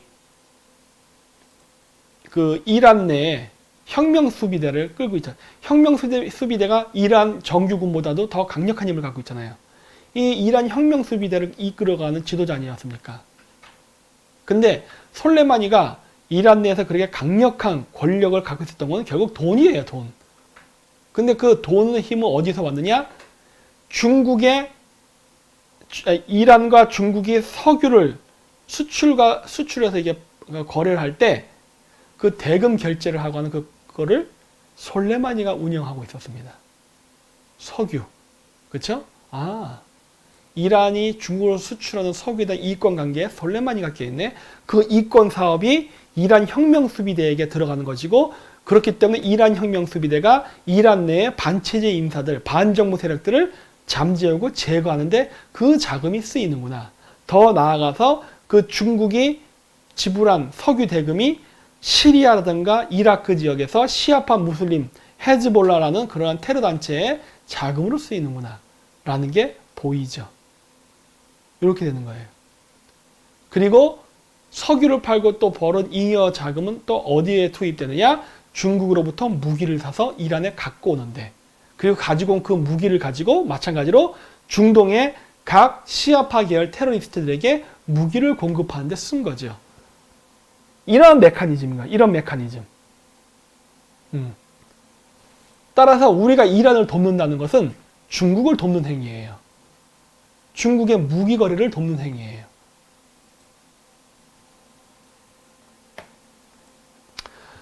뭐 이건 아까 얘기했으니까 솔라만이 나왔네. 오케이, 통과하고. 지금 사우디아라비아 같은 경우는 그래서 아예 미사일 시스템을 깔려고 한답니다. 네. 자, 그러면서 이란이 중국하고 이렇게 붙어서 먹는 이유는 이란의 장기 독재를 하고 있는 권력자 세력들과 석유, 그 다음에 무기의 밀거라 관계로 서로 이권 관계가 얽혔기 때문이에요. 그렇다면 북한은 어떨까 하는 거예요. 당연히 돼 있죠. 이란에 있는 미사일들이 북한이랑 관련이 있습니다. 이렇게. 북한이랑 관련이 있어요. 자, 그렇다면은 이란의 미사일들이 북한제 미사일이다 그러면은 이란은 북한과 경제적으로 교류 관계에 있다라고 볼 수 있는 거예요. 설마 북한이 이란에다 공짜로 미사일을 주지는 않았겠죠? 거기에 대한 대가가 있었을 겁니다. 그 메커니즘은 중국하고 똑같을 거라고 봐요. 북한은 이란의 석유가 필요하고 이란은 북한의 미사일이 필요해요. 두 개는 서로 교류가 가능합니다. 즉 북한은 무기를 공급하고 이란은 석유를 공급해요. 중국의 경우도 마찬가지죠. 중국은 무기를 공급하고 이란은 석유를 공급합니다. 같은 메커니즘이에요. 자, 근데 궁금한 거는 왜 그러면 중국은 이란에다가 무기를 팔지 않을까 하는 거예요. 아, 무기를 팔고 있죠. 팔고 있는데 미사일. 왜 중국은 이란에 미사일을 팔지 않을까? 물론 팔기는 팔 겁니다. 북한이 많이 팔아요. 여기에 궁금증이 있는 거예요. 그럼 왜? 아니, 경제 규모로 봐도 중국이 이란에 판다면 어마어마하게 많이 팔 수 있을 텐데, 더 큰 돈을 벌 수 있을 텐데 왜 북한이 팔까? 이런 겁니다. 왜 그럴까요, 여러분? 한번 댓글을 한번 봐보겠습니다. 왜 북한이 이란에다가 이렇게 많은 무기를 팔까요? 중국보다. 중국은 탱크도 팔고 뭐 이런 소총도 팔고 그런 건 하지만은 왜 미사일 같은 경우는 기술 유출? 그건 아닌 것 같습니다. 우덜랜드님이 바지 사장이 하셨는데 매우 저는 근사치라고 봐요. 북한께 싸니까 좀 아니라고 봐요. 자, 제가 한번 해볼게요. 뭐 제재 회피 등등 있는데 달러 뭐 여러 가지 있는데 저는 뭐라고 보냐면 북한이 중국의 아웃소싱 업체가 아닌가라고 봅니다. 이 미사일 개발에 있어서만큼은 핵 실험이라던가 그 다음에 핵 미사일 개발은요 국제적으로 상당히 제재를 받고 있습니다. 지금. 그런데 북한이 하지 않습니까? 어느 정도 용인이 됩니다. 국제사회에서. 그냥 저 또라이 새끼 쟤들은 원래 그런 놈들이었어. 이런 식으로. 북한이 미사일 발사 실험을 무진장 많이 했잖아요. 근데 그렇게 해도 별로 제재 안 받아요. 뭐 제재 지금 받고 있지. 제재 받고 있기 때문에 이 상황에서 더 제재한다 해도 바뀌는 게 없어. 그러니까 북한은 그래 미국 너야 떠들어라 난 한다고 계속 한다고. 대륙간 탄도 미사일 기술 개발을 내가 봤을 때 중국이 북한이라는 나라를 이용해서 하는 게 아닌가라고 보는 거예요. 그래서 중국에서 할 수 없는 실험을 북한이라는 나라를 통해서 하는 게 아닌가라고 저는 보는 겁니다. 그게 있었던 여러 가지 북한에서의 미사일 실험 발사 관련 것들이 아닌가라고 보는데 단 김정은 때는 조금 애매했다는 거지. 김정은 조금 이상했던 게 이게 중국이랑 협력해서 하는 거였으면요. 김정은은 시진핑이 하는 각종 국제 행사 때마다 미사일 발사 실험을 하면 안 됐어요. 근데 하는 바람에 시진핑의 체면을 깎아버렸다고. 국제사회의 시선이 시진핑에게 몰리는 걸 방해한 일을 김정은이 여러 번 했어. 그래서 이런 것들을 보면서 제가 느낀 결론은 뭐다? 이 북한의 미사일, 핵 실험 개발은 초창기 시작할 때 중국으로부터 많은 지원을 받고 시작은 됐으나 지금 우리나라에 갑자기 문재인이라는 듣보잡이 나타나가지고 갑자기 친미 국가를 반미 국가로 만들어버린 것처럼 김정은이라는 사람이 나타나면서 김정일에 이어지는 친중 정권이 반중으로 변한 게 아닌가라고 보는 거예요. 물론 김일성에도 반중은 뭐 있었지만은 좀 김정은이는 좀 이상한 것 같아. 그 왜 그러느냐? 대리 발사할 수 있습니다. 대리 실험 할 수 있어요. 북한에서 얼마든지 할 수 있어. 미친놈 소리 들어가면서. 근데 제가 왜 이렇게 보냐면 김정은 때만큼은 조금 예외적으로 동해안의 공해상에다가 북한이 보유했던 모든 단거리에서부터 장거리 미사일까지 모든 걸 다 내가 퐁당퐁당 빠뜨렸다고 그랬잖아요. 그리고 실질적으로 그 한국 해군이나 미국 해군, 일본 해상 자위대들이 그 탄두를 다 건져갔습니다. 그래서 내가 김정은은 미국 편인가? 라는 생각도 했던 거예요. 조금 이상한데 그림이? 지금 남한과 북한이 미국을 바라보는 중국을 바라보는 입장이 서로 뒤바뀌어 가는 것 같은데? 라는 느낌을 받은 거예요. 자, 근데 왜 그러느냐? 초기 북한의 핵과 미사일 개발을 중국의 자금과 기술력으로 했다면 북한의 미사일 시스템은 곧 중국의 미사일 시스템과 같다라고 봐야 돼요. 그러면 어떤 일이 발생하느냐? 중국이 만약에 미국을 상대로 핵미사일 전쟁을 하는 극단적인 상황이 벌어졌을 때 미국은 중국제 미사일을 방어할 수가 있지만 중국은 미국제 미사일을 방어할 수 없을 가능성이 있다. 왜? 그 미사일의 어떤 발사 원리, 어떠한 원리로 움직여 메커니즘을 잘 모를 테니까. 근데 북한은 중국의 기술과 자본력을 도움받아서 만들어진 그 미사일들을 전부 폭파시키지 않고 전부 공해상에 빠뜨렸기 때문에 앞에 탄두를 해체해서 자이로스코프라든가 온갖 내비게이션 시스템을 다 연구했기 때문에 중국의 미사일 공격을 막을 수 있는 시스템이 만들어질 가능성이 높아진 거거든요. 네. 그래서 김정은은 조금 애매하다라고 제가 얘기했던 거예요. 어쨌든 간에 그건 그거고, 그래서 북한도 중국과 마찬가지로 무기를 이란에 팔아먹음으로써 체제 유지 비용으로 썼다. 그러니까 체제 유지. 이란도 마찬가지예요. 체제 유지. 국민 경제를 얘기하는 게 아니라고 체제 유지. 그래서 여기 보면 이란이 미국 기지에 쏜 미사일에 북한의 그림자가. 네. 이렇게. 이번에 솔레마니가 죽은 다음에 복수를 한다면서 이라크에 있는 미군 기지에다가 이란이 미사일을 발사했는데 그 미사일 자체가 북한하고 관련이 있는 거였습니다. 네. 그렇죠? 그러니까 어때요? 이란과 북한은 연결고리가 있다는 게 확연히 드러나죠? 자, 그러면 아까도 얘기했듯이 이렇게 중국하고 이란의 관계, 그 다음에 북한하고 이란과의 관계는 이러한 각종 무기라든가 석유 이권 사업으로 연결되어 있는데 이러한 산업이 연결돼서 서로 돈이 오가는 것을 숨길 필요가 있습니다. 왠지 아세요? 달러 결제를 하게 되면은 들킵니다. 예를 들어 북한에 갑자기 수십억 달러가 훅 들어가 봐요. 그럼 미국에서 의심할 거 아니야. 북한으로 왜 수십억 달러의 돈이 들어갔지? 북한 경제는 조그만데? 이렇게 되면 어떻게 되는 거예요? 이거 미사일을 북한이 수출한 거 아니야? 이런 걸 눈치챌 수가 있다고. 따라서 이란과 중국, 이란과 북한 사이에 서로 오가는, 그리고 이란이 또 중국에 석유 수출하는 문제도 마찬가지예요. 이란이 지금 경제 제재를 가하고 있는데 석유를 수입해가면 들킬 거 아니야. 그러니까 어떻게 해야 돼요? 대금 결제할 때 달러를 회피해야지.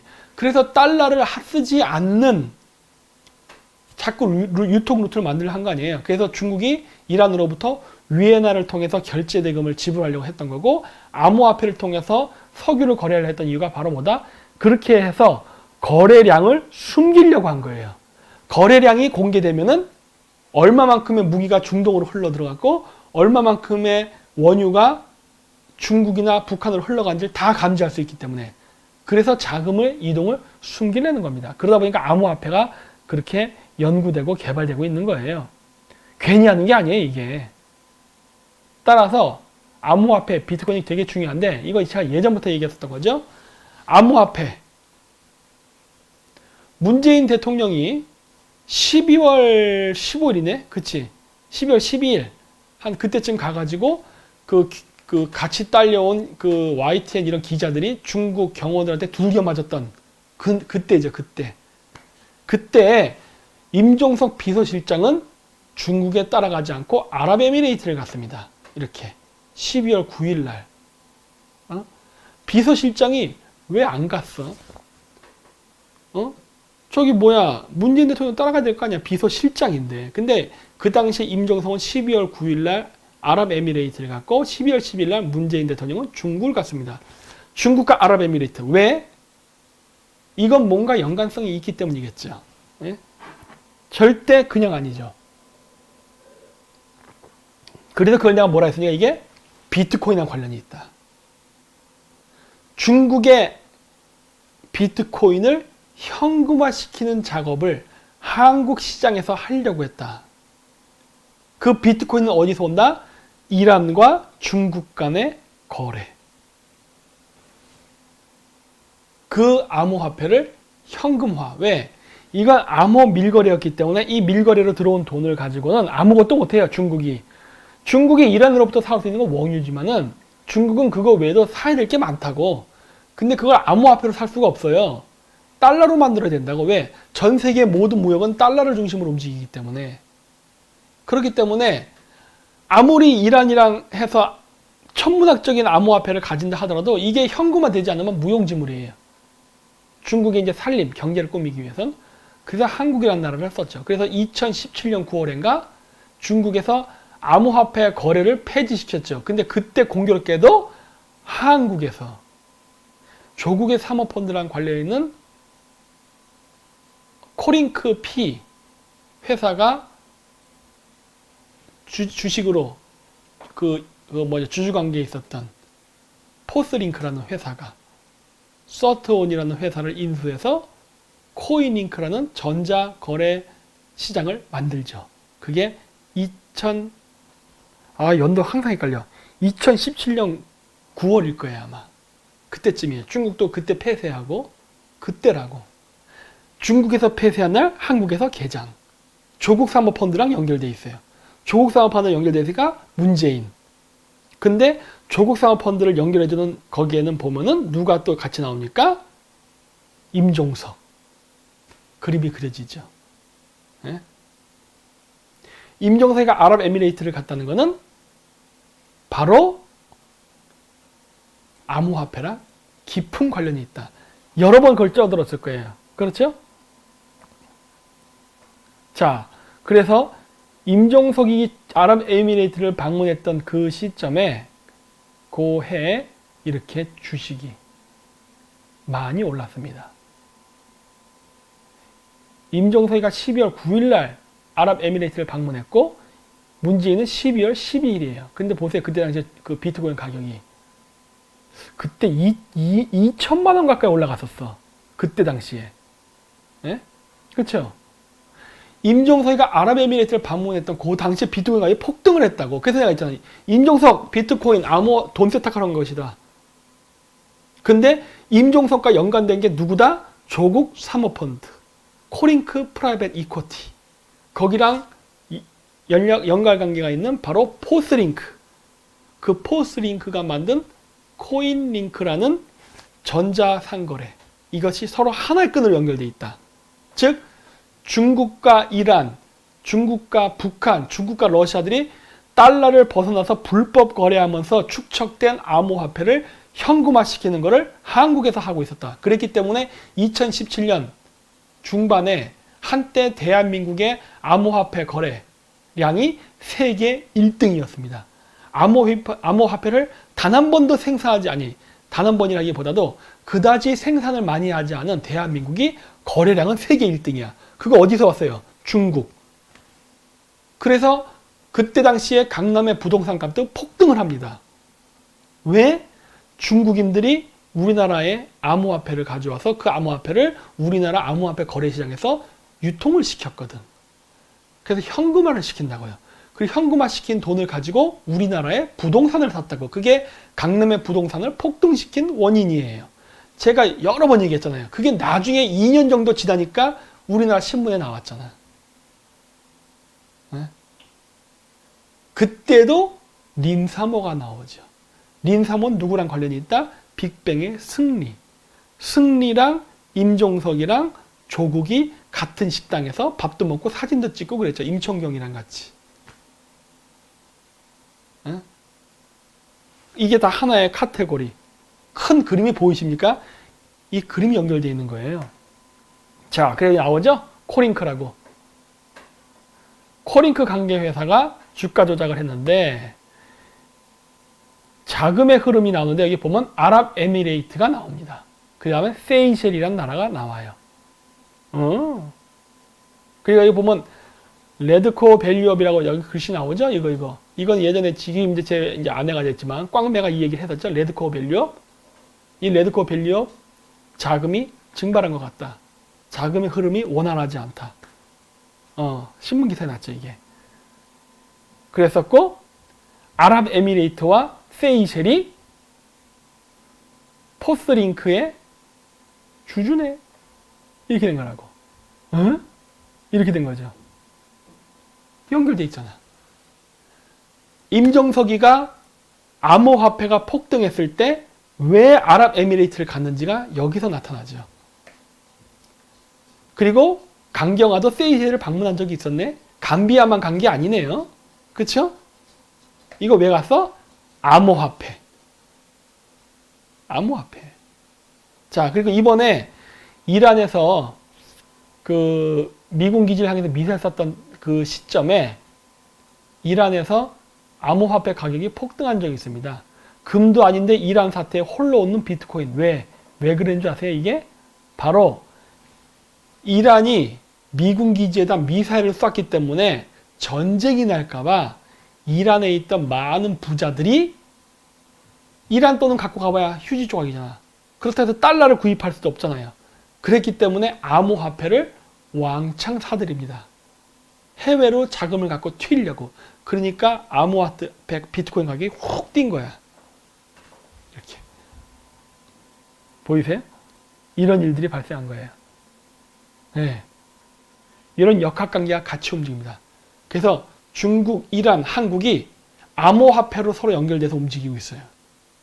암호화폐로. 그래서 우리나라 암호화폐에서 거래되면서 발생하는 현금이 결국은 여러분들은 이거를 그냥 단순 비즈니스 활동이라 생각하겠지만은 사실은 여러분의 그러한 비즈니스 활동을 이용해서 뭘 한다? 저들은 돈 세탁을 한다. 중국, 북한, 이란, 러시아 이런 나라들이 우리나라에서 돈 세탁을 한답니다. 여러분들의 그 투자를 통해 이익을 창출시키는 행위가 우리의 적상 국가들의 부를 축적하는 메커니즘으로 이용되고 있는 거예요. 네. 이런 일이 지금 우리나라에서 발생하는 겁니다. 요거와 또 비슷한 사례가 하나 더 있어요. 그게 뭐다? 지역화폐. 우리나라에서 하는. 지역화폐도 마찬가지로 중국과 북한 이런 데에 자금 세탁을 해주기 위해서 통용될 가능성이 매우 높다. 특히 언제 지금 많이 했느냐? 지금 전 국민을 상대로 지급한다고 하는 재난구호기금 있죠? 그 40만 원인가 60만 원인가 뭐 얘기도 많던데 뭐 100만 원이다 뭐 이런 소리던데 그거 여러분 현금으로 주는 거 아니잖아요. 그거 지역화폐잖아. 100만 원 현금으로 주는 거 아니라고. 제가 알기로는 그래요. 제가 그거 받은 분 몇 분도 물어봤더니 그거 받은 그 지역에서 쓰는 거라 그러더라고. 그 지역을 벗어나면 안 돼. 지역화폐예요. 여러분이 왜 그지 가족수마다 달라네. 그 금액이 변합니다. 왜 지역화폐로 주면은 그게 돈 세탁이 쉬운지 아세요, 여러분? 아까도 얘기했죠. 100만 원이다. 재난구호기금에서 100만 원. 그러니까 여러분 머릿속에는 한국 돈을 준 줄 알아. 한국 돈 아닙니다. 지역화폐 준 거예요. 근데 왜 지역화폐를 주면 100% 자금 세탁이 가능하냐? 이게 만약에 한국 돈으로 100만 원을 지급했다 그러면은 여러분들 그거 받은 분들 중에는요, 안 쓰는 사람들도 생깁니다. 안 쓰는 사람들. 왜? 어디서나 쓸 수 있는 돈이기 때문에 경기도 안 좋고, 실업자 될 것 같은 뭐 미래에 대한 불안감 이런 것 때문에 그 돈을 저축해버린다고. 안 쓰고. 근데 지역 화폐를 해서 주잖아요? 그러면 그 지역 화폐라는 건 뭐야? 딱 그 지역에서만 쓰이는 거야. 화폐로서의 통용 가치가 없어요. 그래서 그런 돈은 받으면 어떻게 하냐? 무조건 100% 쓰게 돼 있어요. 100%. 네. 100% 쓰게 돼 있다고. 그렇기 때문에 지역 화폐를 통해서 돈 세탁을 합니다. 왜? 그래야 100% 자기네들이 뿌린 만큼 거둘 수가 있어. 그 중간에 마사지 좀 해가지고 돈을 챙긴다고. 상품권 그런 것들 있잖아요. 그런 원리랑 똑같은 거예요. 상품권 원리를 지역화폐란 이름으로 이름만 바꿔서 하는 거라고. 같은 원리예요. 네. 자, 그래서 요게 그때 당시에 제가 얘기했죠. 터키 앞바다, 이스라엘하고 민감한 그 충돌이 일어난 지역에서 유전이 개발되었다. 그래서 터키가 막 반발하고 막 난리를 쳤는데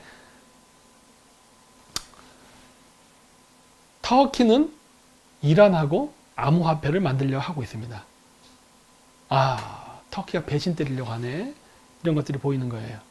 자, 2018년에 이게 베네수엘라에 이어서 한다는데 그러면 터키 경제가 어떻게 되지는 미래가 보여요. 터키 망할 겁니다. 이번에 경제.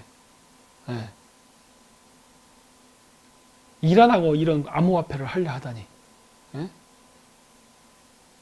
자, 이렇게 터키도 이슬람 계열 국가, 물론 터키는 순위파예요. 하지만 터키라는 나라 자체가 정서적으로 반미 정서가 꽤 많습니다.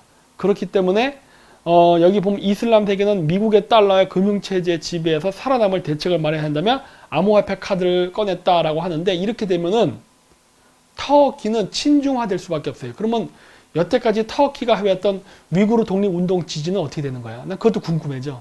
왠지 아세요?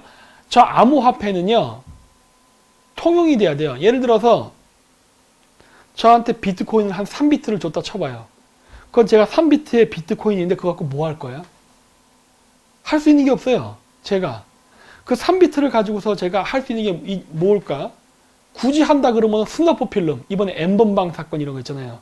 그 스너프 필름 보는 거, 아니면 내가 마약을 산다거나, 아니면 무기 거래, 이런 거 아니면 거래하기 힘들어. 물론 저기 암호화폐, 그래서 만들어진 게 암호화폐 거래소예요. 왜?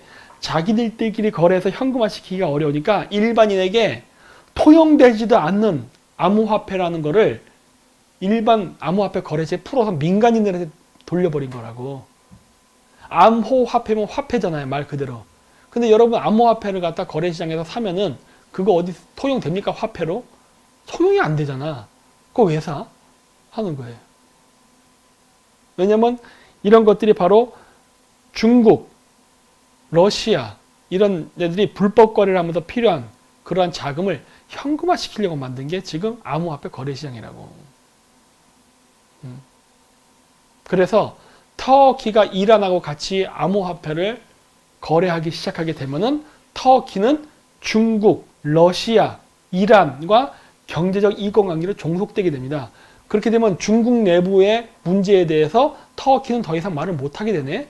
그렇다면 신장 위구르 자치주 문제에 대해서 터키는 앞으로 입을 함가게 될 가능성이 있는데, 마치 우리나라의 정치인들과 역사학자들을 중국이 돈으로 매수해가지고 동북공정을 말을 못하게 한 것처럼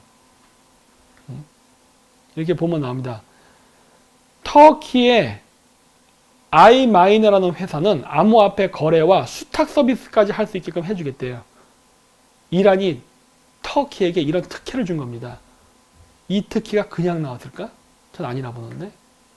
자, 그래서 결론 부분인데, 이게 그 미국이 지금 하고 있는 인도태평양 방어선입니다.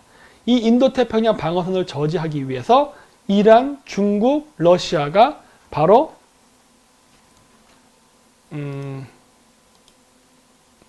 잠깐만, 인도양에서 군사훈련을 하고 있죠. 여기서 이거 좀 빨간색으로 할까? 잘 안 보이는데 주황색 좀 더 진하게,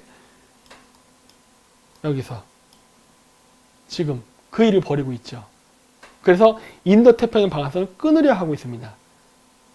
그리고 이 인도태평양 방어선은 중국이 하고자 하는 제2도련선이 인도태평양 방어선을 뚫고 안쪽으로 깊숙이 들어가 있다고. 따라서 미국의 입장에서 중국이 추진하고자 하는 원양함대 육성 계획이라던가 그 원양함대 육성을 위해서 필요한 핵 융합 에너지, 핵과 관련된 기술을 중국이 취득하면 안 되는 거예요. 그렇기 때문에 우리나라의 그런 핵발전 기술이라든가 이런 것들을 지금 도와주려 한 이유가 바로 이러한 중국의 제2도련선 진출과 긴밀한 관련이 있는 겁니다. 그리고 그걸 하기 위해서는 역시 첨단 무기가 필요하죠. 그러니까 삼성 반도체 문제가 나오는 거예요. 그래서 중국의 제2도련선은 미국이 구상하고 있는 인도태평양 방어선을 쪼개기 하는 작전이라고 볼 수 있어요. 그렇기 때문에 미국은 중국하고 적성관계에 있을 수밖에 없는 것이고, 이 인도태평양 방어선이 무너지면 어떻게 된다? 과거 우리가 6.25 때 경험해서 알 수 있듯이 에치슨 라인이 대만하고 한반도를 빼버렸잖아요. 필리핀, 인도로 가버렸잖아. 그랬기 때문에 어떤 일이 발생합니까? 김일성이가 남침을 해버리죠. 마찬가지예요. 미국이 만들어온 이 인도태평양 방어선에 붕괴가 돼버리잖아요. 그러면 한국의 국가 안보는 보장할 수 없게 되는 겁니다. 제2의 6.25가 터질 수도 있는 거예요. 그래서 이 미국이 만들어온 인도태평양 방어선을 우리는 지키는 걸 도와야 되는 거예요. 따라서 호르무즈 해협에 필요하면 군대를 파병해야 되는 것이고 같이 동참해야 되는 거예요. 왜냐? 어떤 사람들은 그래요. 야, 이거는 미국이 하는 거 아니야. 남이 나라 전쟁에 우리가 왜 끼어들어가는데? 약간 6.25 때 미군들이 우리나라에 들어온 건 남이 나라 전쟁에 끼어든 거 아니에요? 그 당시에 한국은 미국의 입장에서는 모르는 나라예요. 뭐 하는 나라인지도 모르는 나라였다고. 그런 나라에 끼어든 거라고. 국제 분쟁에 들어온 거예요. 그랬기 때문에 한국이라는 나라가 있는 거고. 남의 일이 아니라고. 자, 그렇기 때문에 미국이 구상하는 인도태평양 방어선은 미국의 국가안보를 지키는 선이기도 하지만 우리의 국가안보를 지키는 선이기도 한 거예요. 왜? 이 방어선이 무너지는 순간 우리도 망하니까. 히틀러가 유럽을 침략할 때 프랑스에 있던 마지노선이잖아요. 그 마지노선이 무너지니까 어떻게 돼요? 프랑스뿐만이 아니라 영국, 네덜란드, 막 아작이 나버렸잖아요. 그렇게 된 거랑 똑같은 원리라고. 그래서 이 방어선을 지키기 위해서 중국, 러시아, 이란이 인도태평양 방어선을 부수기 위해서 인도양에 사는 군사훈련에 대응해서 우리도 당연히 군사활동을 하는 건 지극히 정상적인 거예요. 이거를 안 하는 사람이 미친 대통령이지. 그리고 그거를 지지하는 국민이 미친놈이지. 이거는 우리의 문제라니까요. 인도태평양 방어선을 지키는 우리의 문제예요. 왜? 인도태평양 방어선에서 이 인도양, 중동 지역의 이 전선이 중국, 러시아가 자기네들이 원하는 대로 잘 게임이 진행이 돼서 이 지역이 이렇게 쪼개져서 파괴되잖아요. 그러면 미국은 이 부서진 인도양 전선을 지키기 위해서 더 많은 자금, 더 많은 인력을 투입할 수밖에 없게 됩니다. 그러면 어떻게 돼요? 태평양 방어선에 대한 경계가 소홀해지겠지. 중국은 그 틈을 노리려는 거 아니야 지금. 응? 전선 약화, 성동격사하고 있는 거 아니에요. 그렇기 때문에 이란 문제에 대해서 한국이 적극적으로 개입해야 되는 겁니다. 네? 남의 일이 아니라는 거예요. 그래서 제가 저번에 얘기할 때 우선순위에서 우크라이나, 이란, 한국이 그 전쟁 가는 국가이고 지금 주요 관심 국가인데 우선순위에서 밀린댔잖아요. 우리가 우선순위에서 밀렸다고 해서 우리가 버려지는 게 아니라 미국이 우선순위로 생각하는 나라의 분쟁에 같이 개입해 주게 되면은 우리도 지원을 받게 되는 거예요. 그리고 우리도 안전해지는 겁니다. 왜? 중국도 인도양 방어선을 해체시키질 못하니까 이 지역을 해체시키기 위해서 더 많은 자금과 더 많은 군사력이 인도양에 집중할 수밖에 없게 되는 거든. 그럼 어떻게 되나요? 한반도, 동아시아를 지킬 수 있게 되는 거예요. 전쟁터가 쉽게 얘기해서 중동으로 넘어가 버리는 거야. 그러면 동북아시아에 일어날 전쟁이 중동으로 넘어가는 거예요. 이렇게 지키는 방법도 있는 겁니다. 전쟁을 나지 않게 하는 방법은 이렇게도 할 수 있는 거예요. 남이 나라에 가서 전쟁하면 돼. 이것도 하나의 방법이야. 물론 문재인 정권은 이걸 안 할 겁니다. 안타깝게도. 네. 그렇게 되는 것이고, 이 아까 제가 했던 세 개의 주요 분쟁 지역이고 미국이 관심을 갖는 지역인데, 이 우선순위에서 제가 얘기했듯이 한국이 제일 밀린다고 얘기한 거예요. 왜? 우크라이나가 적화되면은 서유럽이 위험해집니다. 서유럽이 위험해진다는 소리는 바로 뭐다? 나토 방위군의 방어전선이 무너질 수 있다. 미국 입장에서는 나토 방위군이 더 중요합니다. 한국보다. 유럽 전체를 포기할 수 없기 때문에. 한국 하나를 포기하니 있더라도 유럽 전체를 지켜야죠. 왜? 유럽이 무너지면은 미국은 동부 해안도 방어해야 돼. 인도 태평양 방어선이 아니라 인도 태평양 대서양 방어선이 된 거야. 엄청나게 기다란 방어전선이 구축된다고. 어마어마한 국방비가 들어요. 그렇기 때문에 미국은 당연히 나토군을 지켜야 됩니다. 예. 그래서 유럽이 중요한 것이고 그 다음이 중동이에요. 근데 중동과 유럽은 거의 맞물려 있어요. 지리적으로. 그렇기 때문에 항상 유럽 문제가 나오면 중동 문제가 같이 언급됩니다. 그러면서 마지막으로 인도태평양 방어선. 그러니까 우리가 할 수 있는 최선의 방법은요. 우리가 중동 분쟁에 적극 개입하는 방법밖에 없는 거예요. 과거 베트남 전쟁처럼. 우리가 이란의 분쟁에 적극 개입하게 되면은 그만큼 중국이 원하는 의도를 분쇄시키는 거거든. 그건 중국은 대한반도 중국화 전략보다는 대이란 중국화 전략에 집중할 수밖에 없습니다. 왜?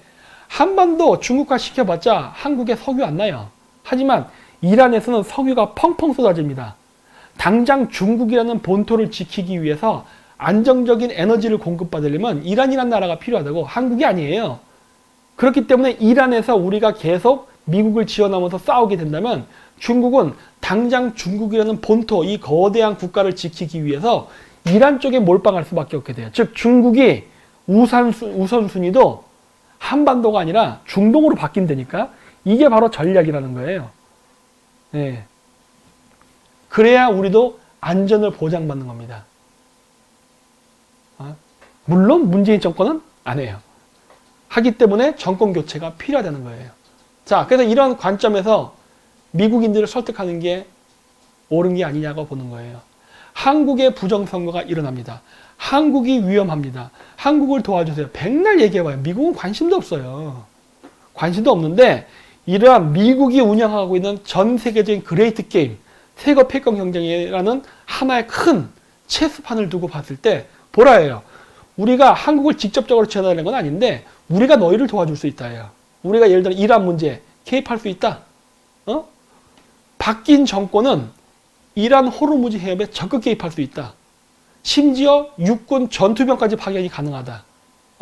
베트남 전쟁 때처럼 총질을 하고 싸움을 할 의향까지 있다. 이렇게 나가게 되면 어떻게 돼요? 이란이 미국에 의해 점령당하는 사태는 중국한테는 지옥과 같은 상황이에요. 만약에 이란의 현 호메이니 정권이 무너지고 과거 친미적인 팔레비 정권과 같은 그러한 정권이 이란에 생긴다거나 아니면 일정 부분이 친미적 성향이 가진 사람들로 이란이 분리되는 상황이 발생하잖아요. 중국한테는 비상입니다. 중국 흔들려요. 전투병 파병에 대해서 이게 슬퍼하세요. 민탱구님. 슬퍼하지 마십시오. 괜찮습니다. 피를 보지 않고 어떻게 부를 획득합니까? 미국의 세계 패권은 중동에서의 피를 보기 때문에 그런 겁니다. 영국의 세계 패권, 프랑스의 세계 패권, 러시아의 세계 패권 다 다른 분쟁적에 가서 자국 국민들을 희생시키면서 싸웠기 때문에 얻어지는 단물이에요. 그거 피도 없이 공짜로 먹으려고 그래요? 안 돼요. 그렇기 때문에 해외 유전 개발이 안 되는 겁니다. 네. 우리가 강력하게 나가야 돼요. 네.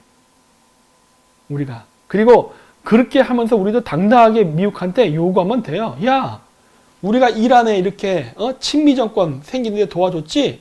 유전 내놔. 아니면은 유전 주기 싫으면은 그건 유전은 너 갖고 그러면 미국의 전자 제품 시장, 자동차 시장 5%만 더 개방해. 한국한테 줘. 가져오라니까. 근데 얘기했잖아요. 그렇게 되고 만약에 전쟁 파변했다가 죽었다던가 부상을 당했다거나 유가족한테 그 미국 관련된 그 이권 사업 있잖아요. 그거 취직시켜주라니까. 민주노총 애들 같은 애들 아버지가 노조원이면은 자식들 회사 취직시키는 이런 병신 같은 제도 하지 말고 이렇게 한국의 국익에 도움되는 전쟁에 파병해서 희생당한 가족들에게 그 미국의 시장을 열어서 이렇게 예를 들어 삼성이고 LG고 그럼 5% 이상 더 전자제품 팔면은 엄청난 이익이 생기는 거 아니에요. 5% 시장을 확장하려면 그만큼 인력도 고용이 돼야 됩니다. 그 사람들 쓰려니까. 에? 그런 사람들. 그래야 사람들이 너도 나도 총 들고 나가서 싸우려고 그럽니다. 왜? 내가 이 싸움에서 살아남으면 혹은 내가 죽는다 하더라도 내 가족들은 노후가 보장되니까 생계 걱정할 필요가 없으니까. 그러면 하지 말라 그래도 줄을 서요. 줄을 서. 하지 말라 그래도 나 나가서 싸우겠다고 한다고. 그리고 미군이랑 함께 하는데 왜 죽어? 잘 안 죽어요. 무지막지하게 공중폭격 해대거든. 가서 태극기만 꼽는 거예요. 그 잿더미에다가. 별로 안 죽어. 그 걸프 전쟁 못 봤어요? 걸프 전쟁에서 한 명 빼놓고 다 미국이 오폭으로 죽인 거잖아. 아군인데 적군을 오인해가지고 그 당시에. 이라크한테 죽은 군인이 한 명밖에 없어요. 그 정도라고. 잘 안 죽어. 그렇기 때문에 파병하는 걸 두려워하면 안 된다는 거예요. 미국은 이거 죽었다 깨도 못해요. 왜? 인건비 때문에. 한국만 가능한 거예요, 이게. 일본한테도 안 줘요. 일본이 하겠다고 해도 미국이 거절하잖아. 너 하지 마. 왜? 너 평화헌법 개정하고 보통국가 만들려는 거지? 안 돼. 한국만 가능해요.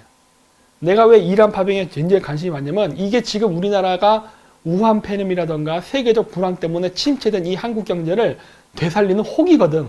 마치 박정희 대통령 때 그 오일 쇼크 때 한번 경제가 꼬꾸라졌을 때 다시 경제를 성장시켰잖아요. 그거와 똑같은 원리거든. 똑같은 원리예요. 에? 베트남 파병을 통해서 경제 성장을 이룬 것처럼 이란 파병을 통해서 우리가 경제 성장을 이룰 수 있다니까요. 이 가능한 시나리오를 왜 안 할까? 그 이유는 간단하죠. 이란이라는 국가를 매개로 해서 남한과 북한이 연결되어 있기 때문에 이란 정권이 무너지는 걸 원치 않기 때문이에요. 자, 그렇기 때문에 이게 이러한 내용들을 미국 정치인들과 이야기를 하면서 나가야 부정선거를 막는데 미국이 지원을 해주던 감시를 하던 뭘 하던 할 거 아닙니까? 무작정 미국한테 헬품이 트럼프 대통령한테 편지 써서 보낸다. 백날 해봐야 그게 되나. 미국의 이권, 미국의 국익에 우리가 왜 어떻게 도움이 되는가, 우리가 얼만큼 쓸모 있는 사람인가를 어필을 해야 된다니까. 트럼프가 오죽 답답했으면 유럽 가서 뭐라 그랬어요. 이 유럽의 돼지들, 우리가 나토군 유지 비용의 대부분을 다 지불하는데도 너희들은 중동에서 전쟁 났을 때 군대 한 명 파병 안 하고 그 프리라이더라고 맨날 비난했잖아요. 왜 악역은 내가 다 하고 너희들은 거기 뒤에서 이권관계라든가 이런 것만 빼먹으려고 그래. 이 비겁한 놈들아. 이런 얘기 했었잖아요. 그렇게 하지 말라는 거예요. 그러니까 우리나라는 그렇게 하면 안 된다는 거예요. 유럽은 앞으로도 그럴 겁니다. 저출산 고령화 그리고 인건비가 높아요. 선진국이기 때문에.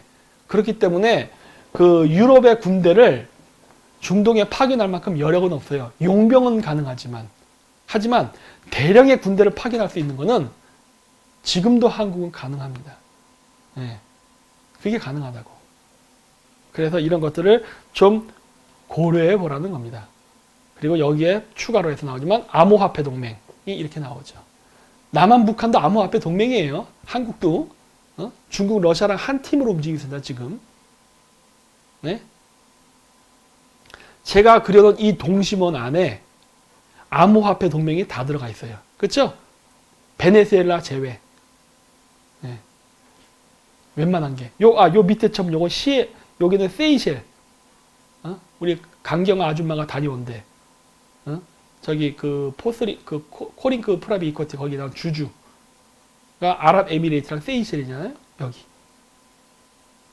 요런 거 몇 개 빼놓고는 다 이 안에 들어가 있다고. 그래서 우리가 암호화폐를 어떻게 바라봐야 되는 것도 이런 게 나오는 거예요. 근데 전 기본적으로 암호화폐 찬성입니다. 예. 바뀐 세상에 바뀐 기술이 나오는 건 당연한 건데 이게 중국 주도로 가면 절대 안 된다는 거예요. 그래서 얘기하는 거야. 그렇기 때문에 이것을 우리 서방 진영의 주도로 갈 수 있게끔 우리가 적극적으로 도와야 되고 한국도 거기 동참해야 된다라고 보는 겁니다. 예.